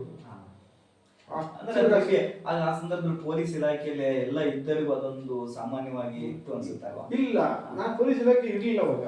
ಮನೇಲಿ ಮನೇಲಿ ಅಷ್ಟು ನಾನು ಭಾರಿ ಹಠ. ಆ ನಂತರ ಅವ್ರು ನೋಡ್ಕೊಂಡಿದ್ದು ಬಂದು ನಮ್ಮ ತಂದೆಗೆ ಹೇಳಿದ್ರು, ನೋಡಪ್ಪ ಹಿಂಗಾಗಿ ನಾನು ಮಾತಾಡಿದೆ ನನ್ನ ಕಷ್ಟ ಮುಗಿಸ್ಬಿಡ್ತಾರೆ ನಿಮ್ಮ ಮಗ ಏನು ಮಾಡ್ತಾರೆ ತಂದೆ ಹಾಕ್ಬಿಟ್ರು. ಆಯ್ತು ಕಟ್ಕೊಂಡು ಬರ್ಬೇಕಾಗಿತ್ತು. ಅವ್ರ ವಯಸ್ಸೇನು ಅವ್ರೇನು ನೀನು ಕತ್ತಿ ಎತ್ತಿದ ಕೊಡಿ ಕೊಟ್ಟು ನಮ್ಮ ತಂದೆ ಬಸ್ ಬೈಕಲ್ಲೇ ಸೀದ ಆ ಮನೆ ಇಲಾಖೆಗೆ ಬಂದು ಆದಮೇಲೆ ನನಗೆ ಎಲ್ಲಿ ಸಿಕ್ತು ಬರಪ್ಪ ಅದಕ್ಕೆ ಒಬ್ಬರು ಒಂದು ಅರ್ಧ ಗಂಟೆ ಮಾತಾಡೋದು. ಅಪ್ಪ ನನಗೆ ಹಿಂಗೆ ಮಾಡ್ತಾ ಇದ್ದೀನಿ, ನಾನು ಎಲ್ಲಾರ ರ್ಯಾಶ್ ಆಗಿದ್ದೆ, ನಾನು ಇರ್ತಿರೋಲ್ಲ, ನೀನು ಪೊಲೀಸ್ ಇಲಾಖೆಯಲ್ಲಿ ಹೆಂಗಿದ್ಯೋ ಅಂತ ಏನೋ ಇದು ಕನ್ನಡ ಇತ್ತು. ಹಾಗೆ ಅವೆಲ್ಲ ಒಂದು ಸಂಸ್ಕೃತಿ. ಅದಕ್ಕಿಂತಲೂ ನಮಗೆ ಸ್ವಲ್ಪ ಶಾಂತಿ ಸಮಾಧಾನ ಹೇಳಿದಂಥ ಮನುಷ್ಯ ಅಂದರೆ ಕರಿಯಣ್ಣ, ಯಾರು ಸ್ವಾಮಿಯಾಗಿರ್ಬೇಕು, ಈ ಮಲಯಾಳ ಇರಲ್ಲ ಅವ್ರ ತಂದೆ, ಅವರು ಸ್ವಲ್ಪ ಈ ಲಿಂಗಾಯತರ ಪಾಲಿಸಿ ಮಾಡ್ಕೊಂಡು ದಸರಾ. ನಾನು ಮೈಲಾರ ಹತ್ರ ಬೆಳಗ್ಗೆ 8 ಗಂಟೆಗೆ ಬಂದಾಗ ಅಲ್ಲಿ ತೋಟಗಳಿಗೆ ಅವರು ರಸ್ತೆ ಹತ್ರ ಪಕ್ಕ ತೋಟ ಇದೆ, ತೋಟಗಳು ನಮ್ಮನ್ನು ಕಾಯ್ಕೊಂಡೇ ಇರು. ಅಲ್ಲಿಂದ ಅಲ್ಲಿವರೆಗೂ ನಮ್ಮ ಜೊತೆ ಬಂದಕ್ಕೆ ತಿಳುವಳಿಕೆ ಇರೋದು, ಓದೋದು ಹಾಗೆ, ಬರೆಯೋದು ಹಾಗೆ, ಹೆಂಗಿರ್ಬೇಕು. ಅವರು ನಾನು ಎಷ್ಟೋ ಸಮಾಧಾನ ತಂದೆ, ಅಷ್ಟು ಮೇಧಾವಿಗಳು ಸರ್. ಮತ್ತೆ ಈಗ ಹೊಸದಾಗಿ ಪೊಲೀಸ್ ಇಲಾಖೆ ಸೇರ್ತಾರಲ್ಲ ಸರ್, ಅವ್ರ ಬಗ್ಗೆ ನೀವು ಅವ್ರು ಯಾವ ರೀತಿ ಸೇವೆ ಮಾಡಬೇಕು, ಯಾವ ರೀತಿ ಜನಪರವಾಗಿರಬೇಕು, ಯಾವ ರೀತಿ ಆ ಜನಗಳ ಜೊತೆಗೆ ಒಂದು ಸಂಪರ್ಕ ಇರಬೇಕು ಅಂತ ಹೇಳ್ತೀರಾ ಸರ್? ಅದು ನಾನು ಹೇಳೋದಕ್ಕಿಂತಲೂ ನಮ್ಮ ಇಲಾಖೆಗೆ ಕೋರ್ಡರ್ ಮಾಡಿದ್ದಾರೆ. ಪೊಲೀಸ್ ಅಂದರೆ ಏನು 7 ಅಕ್ಷರಗಳು ಗೊತ್ತವೆ. ಅದಕ್ಕೆ ಪಿ ಅಂದರೆ ಏನು, POLIC ಇಂದ ಅದನ್ನ ಪೊಲೈಟ್ನೆಸ್ಸು, ಒಬಿಡಿಯನ್ಸಿ ಆ ಥರ ಬರ್ತದೆ 7 ಸೆಂಟೆನ್ಸು. ಅದನ್ನು ಅರ್ಥಕೊಂಡು ಮಾಡಿದರೆ ಪೊಲೀಸ್ನಲ್ಲಿ ಇದನ್ನು ಒಬ್ಬರು ಉಪಯೋಗ ಬೇಡ. ಈಗೆಲ್ಲ ಎಜುಕೇಟೆಡ್ ಹುಡುಗರು 7 ವರ್ಡ್ಗೆ 7 ಅರ್ಥ ಇದೆ. ಅದನ್ನ ಅರ್ಥ ಪೊಲೀಸ್ ಹೆಸರು ಮಾಡಿದ್ರೆ ಅವನಂತ ಪೊಲೀಸ್ ಬೇರೆ ಆಗಕ್ಕೆ ಸಾಧ್ಯ. ಸೊ ಒಟ್ಟಾರೆಯಾಗಿ ನಿಮ್ಮ ವೃತ್ತಿ ಜೀವನದ ಬಗ್ಗೆ ಒಂದು ಮಾತು ಹೇಳಬೇಕು ಅಂದರೆ ನಿಮಗೆ ತುಂಬಾ ಸ್ಯಾಟಿಸ್ಫಿಕೇಶನ್ ಆಗಿದೆ ಸರ್? ವೃತ್ತಿ ಜೀವನ ತೃಪ್ತಿ ಆಗಿದೆ ಅಂತ ಖಂಡಿತ ಖಂಡಿತ. ನಾನು ನನ್ನ ತಮ್ಮರನ್ನ ಓದಿಸಿದೆ, ತಂಗಿಯರನ್ನ ಇದರಲ್ಲಿ ನನ್ನಲ್ಲಿ ನನ್ನ ತಮ್ಮ 2 ಜನ ನನ್ನ ಹತ್ರ ಇತ್ತು. ಅಲ್ಲಿಂದ ನನ್ನ ಮದುವೆ ಮಗ ಇದ್ದ, ನನ್ನ ಮಕ್ಕಳು 3 ಜನ. ಅದು ಆ ಪಾಲಿಸಿ ಎಲ್ಲಿಂದ ಬಂತು ಅಂದರೆ ನಾನು ನಮ್ಮ ಅಣ್ಣನ ಮೇಲೆ ಇದ್ದೆ, ಇಂಜಿನಿಯರು ಚಿಕ್ಕಯ್ಯ. ಅವರು ಇದೇ ಸ್ವಭಾವ, ಎಷ್ಟು ಬರ್ತಲ್ಲ ಕರ್ಕೊಂಡು ಮನೇಲಿ. ಅವ್ರ ಬಗ್ಗೆ ನಾವು ಕೇಳಿದ್ವಿ, ನೋಡಿದ್ವಿ ನಾವು. ಖಂಡಿತ ಅವರ ಪಾಲಿಸಿನ ನಾನು ಇಲಾಖೆಯಲ್ಲಿ ಮಾಡಿದೆ. ಒಳ್ಳೆ ಸ್ಯಾಟಿಸ್ಫ್ಯಾಕ್ಷನ್ ಸಿಕ್ಕಿದೆ. ಅದು ಮಲ್ನಾಡಿನ ಚಿಕ್ಕಲ್ಲ ಒಬ್ಬರ ಸಾಕಿದೆ. ಆಯ್ತಾ? ಮತ್ತು ಇನ್ನೇನು ಸತ್ಯನಿಲ್ಲ. ಸೊ ಇಲ್ಲಿ ತನಕ ಈ ಒಂದು ಕಾರ್ಯಕ್ರಮದಲ್ಲಿ ಭಾಗವಹಿಸಿ ತಮ್ಮ ಅನಿಸಿಕೆಗಳನ್ನೆಲ್ಲ ಹೇಳಿದ್ದೀರಾ, ತಮ್ಮ ಜೀವನ ಅನುಭವಗಳನ್ನ ಹಂಚ್ಕೊಂಡಿದ್ದೀರಾ.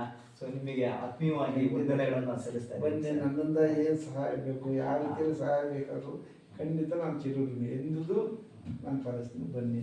ಅದರಲ್ಲೂ ನನ್ನ ಈ ವಯಸ್ಸಾದ ಮೇಲೆ ನೀವು ಇಂಥದ್ರಲ್ಲಿ ಒಂದು ಗುರುತು ಮಾಡಿ ನನ್ನನ್ನು ಬಂದಿದ್ರೆ ಅದು ಇಲ್ಲ ಸರ್. ಅದು ಏನಪ್ಪಾ ಅಂತಂದ್ರೆ ನಿಮ್ಮ ಸೇವೆ ಒಂದು ಜನರೇಷನ್ ಇಂದ ಇನ್ನೊಂದು ಜನರೇಷನ್ಗೆ ಪಾಸ್ ಆಗ್ಬೇಕು ಅನ್ನೋದೊಂದು ಉದ್ದೇಶದಿಂದ ಈ ಒಂದು ನಮ್ಮೂರ ಸೇವರತ್ನ ಒಂದು ಪ್ರಶಸ್ತಿಯನ್ನು ನಾವು ಪ್ರತಿ ವರ್ಷ ಅಂದ್ರೆ ಸ್ವಾಮಿ ವಿವೇಕಾನಂದ ಜಯಂತಿಯ ಪ್ರಯುಕ್ತ ನಾವು ಪ್ರತಿ ವರ್ಷವನ್ನ ನೀಡ್ತಾ ಬಂದಿದ್ದೇವೆ. ಅಂದ್ರೆ ವಿವಿಧ ಕ್ಷೇತ್ರಗಳಲ್ಲಿ ಸೇವೆ ಸಲ್ಲಿಸಿದವರು, ಈಗ ಆರೋಗ್ಯ ಆಗಿರ್ಬೋದು, ಪೊಲೀಸ್ ಇಲಾಖೆ ಆಗಿರ್ಬೋದು, ಶಿಕ್ಷಣ ಆಗಿರ್ಬೋದು, ಮತ್ತೆ ವೈದ್ಯಕೀಯ ಆಗಿರ್ಬೋದು, ಆಮೇಲೆ ಜಾನಪದ ಆಗಿರ್ಬೋದು, ಆಮೇಲೆ ಸಾಮಾಜಿಕ ಸೇವೆ ಆಗಿರ್ಬೋದು, ಈ ಎಲ್ಲಾ ಕ್ಷೇತ್ರಗಳಲ್ಲಿ ಯಾರ್ಯಾರು ಅವ್ರದ್ದು ಸೇವೆಯನ್ನ ಸಲ್ಲಿಸ್ತಾರೆ ಅದನ್ನ ಗುರುಸಿ ಪ್ರತಿ ವರ್ಷ ನಾವು ನೀಡ್ತಾ ಬಂದಿದ್ದೇವೆ.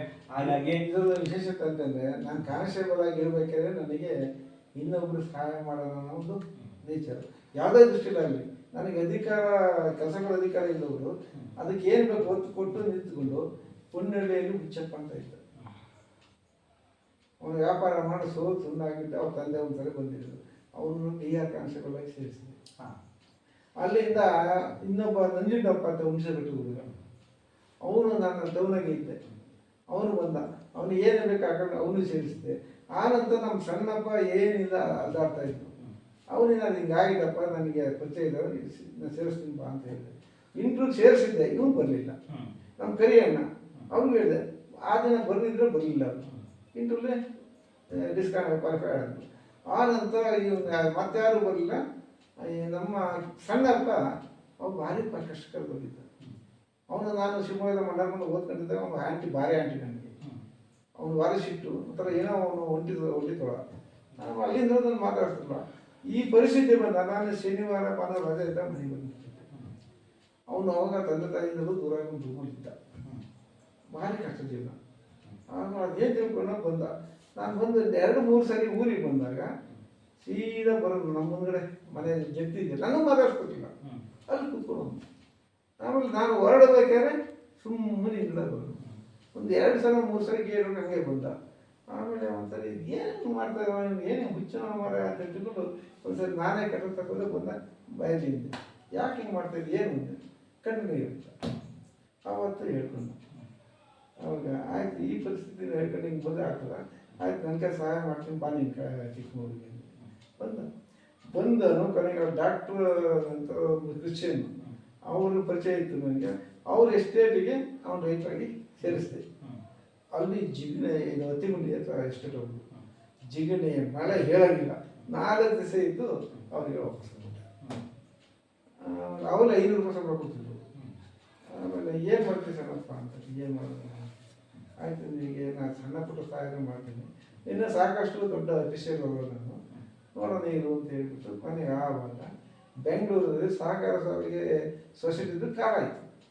ಅದಕ್ಕೆ ನಮ್ಮ ಸಕ್ಕರೆ ಪಟ್ಟದ ಪದ್ಮನಾಭ ಡೈರೆಕ್ಟರ್ ಈಗ ನಮ್ಮ ಏರಿಯಾದಲ್ಲಿ ಅದೆಲ್ಲ ತಿಳ್ಕೊಂಡು ಕೊನೆಗೆ ಹೋದು. ಆವಾಗ ಮಾನ್ಯತೆ ಸಲ್ಲಿಸ್ಬಿಟ್ಟಿದ್ದ ಅವ್ರ ತಮಗೆ ಫೋನ್ ಮಾಡಿದ್ರು. ಅವನಿಗೆ ಬೆಂಗಳೂರಿಗೆ ಕರ್ಕೊಂಡಾಗ ಅಲ್ಲಿ ಇದು ಸಹಕಾರ ಸೊಸೈಟಿಯಲ್ಲಿ ಕಂಡಕ್ಟರ್ ಆಗಿ ಅಲ್ಲ, ಸಹಕಾರ ಸೊಸೈಟಿಯಲ್ಲಿ ಸೇಲ್ಸ್ಮ್ಯಾನ್ ಆಗಿ ಆಯ್ತಾ. ಅವನು ಬುದ್ಧಿವಂತ, 3-4 ವರ್ಷ ಇದ್ದ. ಅವನು ಹಂಗೆ ಆಗಲ್ಲ. ಹೇಗೆಂದ್ರೆ ನಾವೇನು ಮಾಡ್ತೀವಿ ನಮ್ಮದೇ ಕಲ್ಲ, ಅವನು ಅದು ಸಹಾಯ ಇದ್ದಾಗ ಅವ್ನು ಕೆಂಚಪ್ಪ ಪ್ರಾಬ್ಲಮ್ ಇದ್ದ. ಅವರು ನಮ್ಮ ಒಡೆಯಪ್ಪ ಇವ್ರನ್ನೆಲ್ಲ ಬೆಂಗಳೂರು ಸೆಂಟ್ರಲ್ ಭೂಮಿ ಸೇರಿಸ್ಕೊಂಡು ಅಲ್ಲಿ ಬೇರೆ ಪ್ರೈವೇಟ್ ಕಂಪ್ನಿಗಳು ಕೆಲಸ ಕಲಿಸಿದ್ದ. ಆಮೇಲೆ ಅವ್ರನ್ನ ಮತ್ತೆ ನಾನು ಮಾಡ್ಕೊಂಡು ಬಂದರು.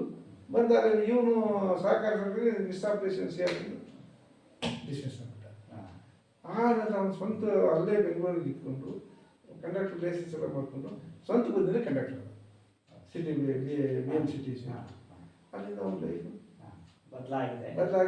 ಈ ಬಗ್ಗೆ ಅವನು ಎಷ್ಟು ಆದರೂ ಅವ್ನು ಸಿಟ್ಟು, ಈ ಸಹಾನುಭೂತಿ ಇಲ್ಲ, ಸಹಾನುಭೂತಿ ಇಲ್ಲ. ನಾನು ಇಷ್ಟು ವರ್ಷ ಹೇಳ್ತೀನಿ.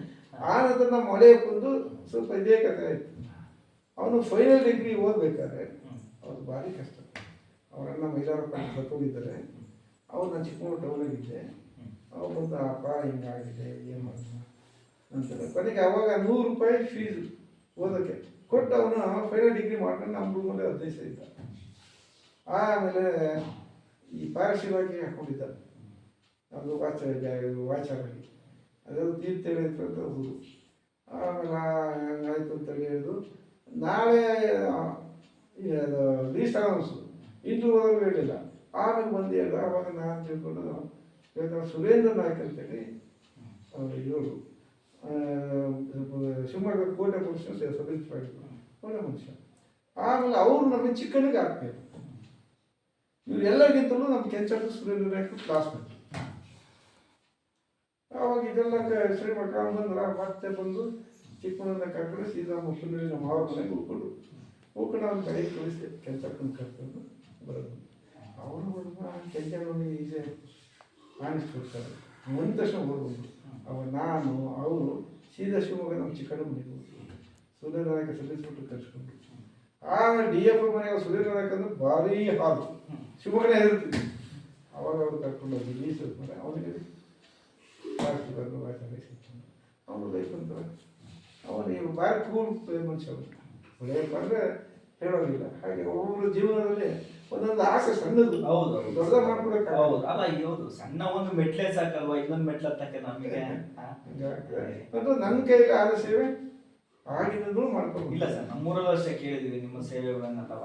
ಯಾರೇ ಸಹ ನಿಮ್ಮ ಮನೆ ಬಾಗಿಲಿಗೆ ಬಂದ್ರು ಸಹ ಯಾವತ್ತೂ ಸಹ ಏನು ಇಲ್ಲ ಅಂತ ಹೇಳಿ ಕಳಿಸಿರಾ. ಮತ್ತೆ ನೋಡಿ ನಮ್ಮಂತ ಚಿಕ್ಕವರಿಗೂ ಸಹ ಅಷ್ಟು ಗೌರವದಿಂದ ಗೌರವ ಕೊಟ್ಟು ಕರಿತೀರಾ, ಮಾಡ್ತೀರಾ. ಸೊ ಅದು ನಿಮ್ಮಲ್ಲಿರೋಂಥ ಒಂದು ದೊಡ್ಡದ ದೇವರು ಕೊಟ್ಟು ಬುದ್ಧಿ ನಮಗೆ. ಅದೇ ಸಾಧಕ್ಕೆ ನಮ್ಮ ತುಂಬಾ ಶಿಸ್ತಿನ ವ್ಯಕ್ತಿ ಅಂತ ನಾವೆಲ್ಲ ಕೇಳಿದ್ದೇವೆ. ಸೊ ಹಾಗಾಗಿ ಸಾಕು ದೇವರು ಈವರೆಗೆ ಈಗ ನನಗೆ 73 ವರ್ಷ. ಇನ್ನ ನನಗೆ ಕಣ್ಣು ಕಾಲಿದ್ರೆ ನಿನ್ನ ಜೊತೆಗೆ ಬಂದ್ಬಿಡ್ತಿದ್ದೆ. ಖಂಡಿತ ನನಗೆ ಆಸೆ ಇದೆ, ಸಮಾಜ ಸೇವೆ ಮಾಡಬೇಕು, ನಮ್ಮ ಊರಿನ ಸೇವೆ ಮಾಡಬೇಕು, ಭಾರಿ ಆಸೆ ಇದೆ. ಆಗಲ್ಲ ಹಾಗಾಗ್ಬಿಟ್ಟು ಈಗ ಬಂದಿದ್ದೆ. ನನಗೆ ಖುಷಿಯಾಗಿದೆ ಅಷ್ಟೇ. ನಾನು ಓಡಾಡ್ಕೊಂಡು ಕೆಲಸ ಮಾಡೋದು ಕಣ್ಣು ಕಾಣಲ್ಲ, ಹೋಗಿ ಆ ಮಾಡೋಕ್ಕೆ ಯೋಗ್ಯತೆ ಇದ್ದರೂ ದೇವರು ನಿಮ್ಮನ್ನ ದಾರಿ ತೋರಿಸಿ ನಾನು ಅದಕ್ಕೆ ಬಂದಿದ್ದೆ. ಅದಕ್ಕೆ ನನ್ನಿಂದ ಏನು ಬೇಕು ಸ್ವಲ್ಪ ಆ ದೇವರು ನಿಮಗೆ ಇನ್ನಷ್ಟು ಆರೋಗ್ಯ, ಆಯುಷ್ ಮತ್ತು ಸಂಪತ್ತನ್ನೆಲ್ಲ ಕೊಟ್ಟೆ ಒಂದಷ್ಟು ಸಮಾಜಮುಖಿಗಳ ಕೆಲಸಗಳು ಇನ್ನೂ ಸಹ ನಿಮ್ಮಿಂದ ಆಗ್ಲಿ ಅಂತ ಹೇಳ್ತಾ, ಸೊ ಈ ಒಂದು ಕಾರ್ಯಕ್ರಮಕ್ಕೆ ಭಾಗವಹಿಸೋದಕ್ಕೆ ನಿಮಗೆ ತುಂಬ ಹೃದಯ ಧನ್ಯವಾದಗಳನ್ನ ಸಲ್ಲಿಸ್ತೀನಿ ಸರ್. ನಿಮ್ಮಿಂದ ಇವಷ್ಟು ಸಮಾಜ ಇನ್ನೊಂದಷ್ಟು ಬದಲಾವಣೆ ಆಗ್ಲಿ, ಇನ್ನೊಂದಷ್ಟು ಒಳ್ಳೆ ಕೆಲಸ ಆಗ್ಲಿ ಅಂತ ಈ ಕಾರ್ಯಕ್ರಮದ ಮೂಲಕ ಕೇಳ್ತೇನೆ ಸರ್. ಧನ್ಯವಾದ. ಖಂಡಿತ ನನಗೆ ಸಹಾಯ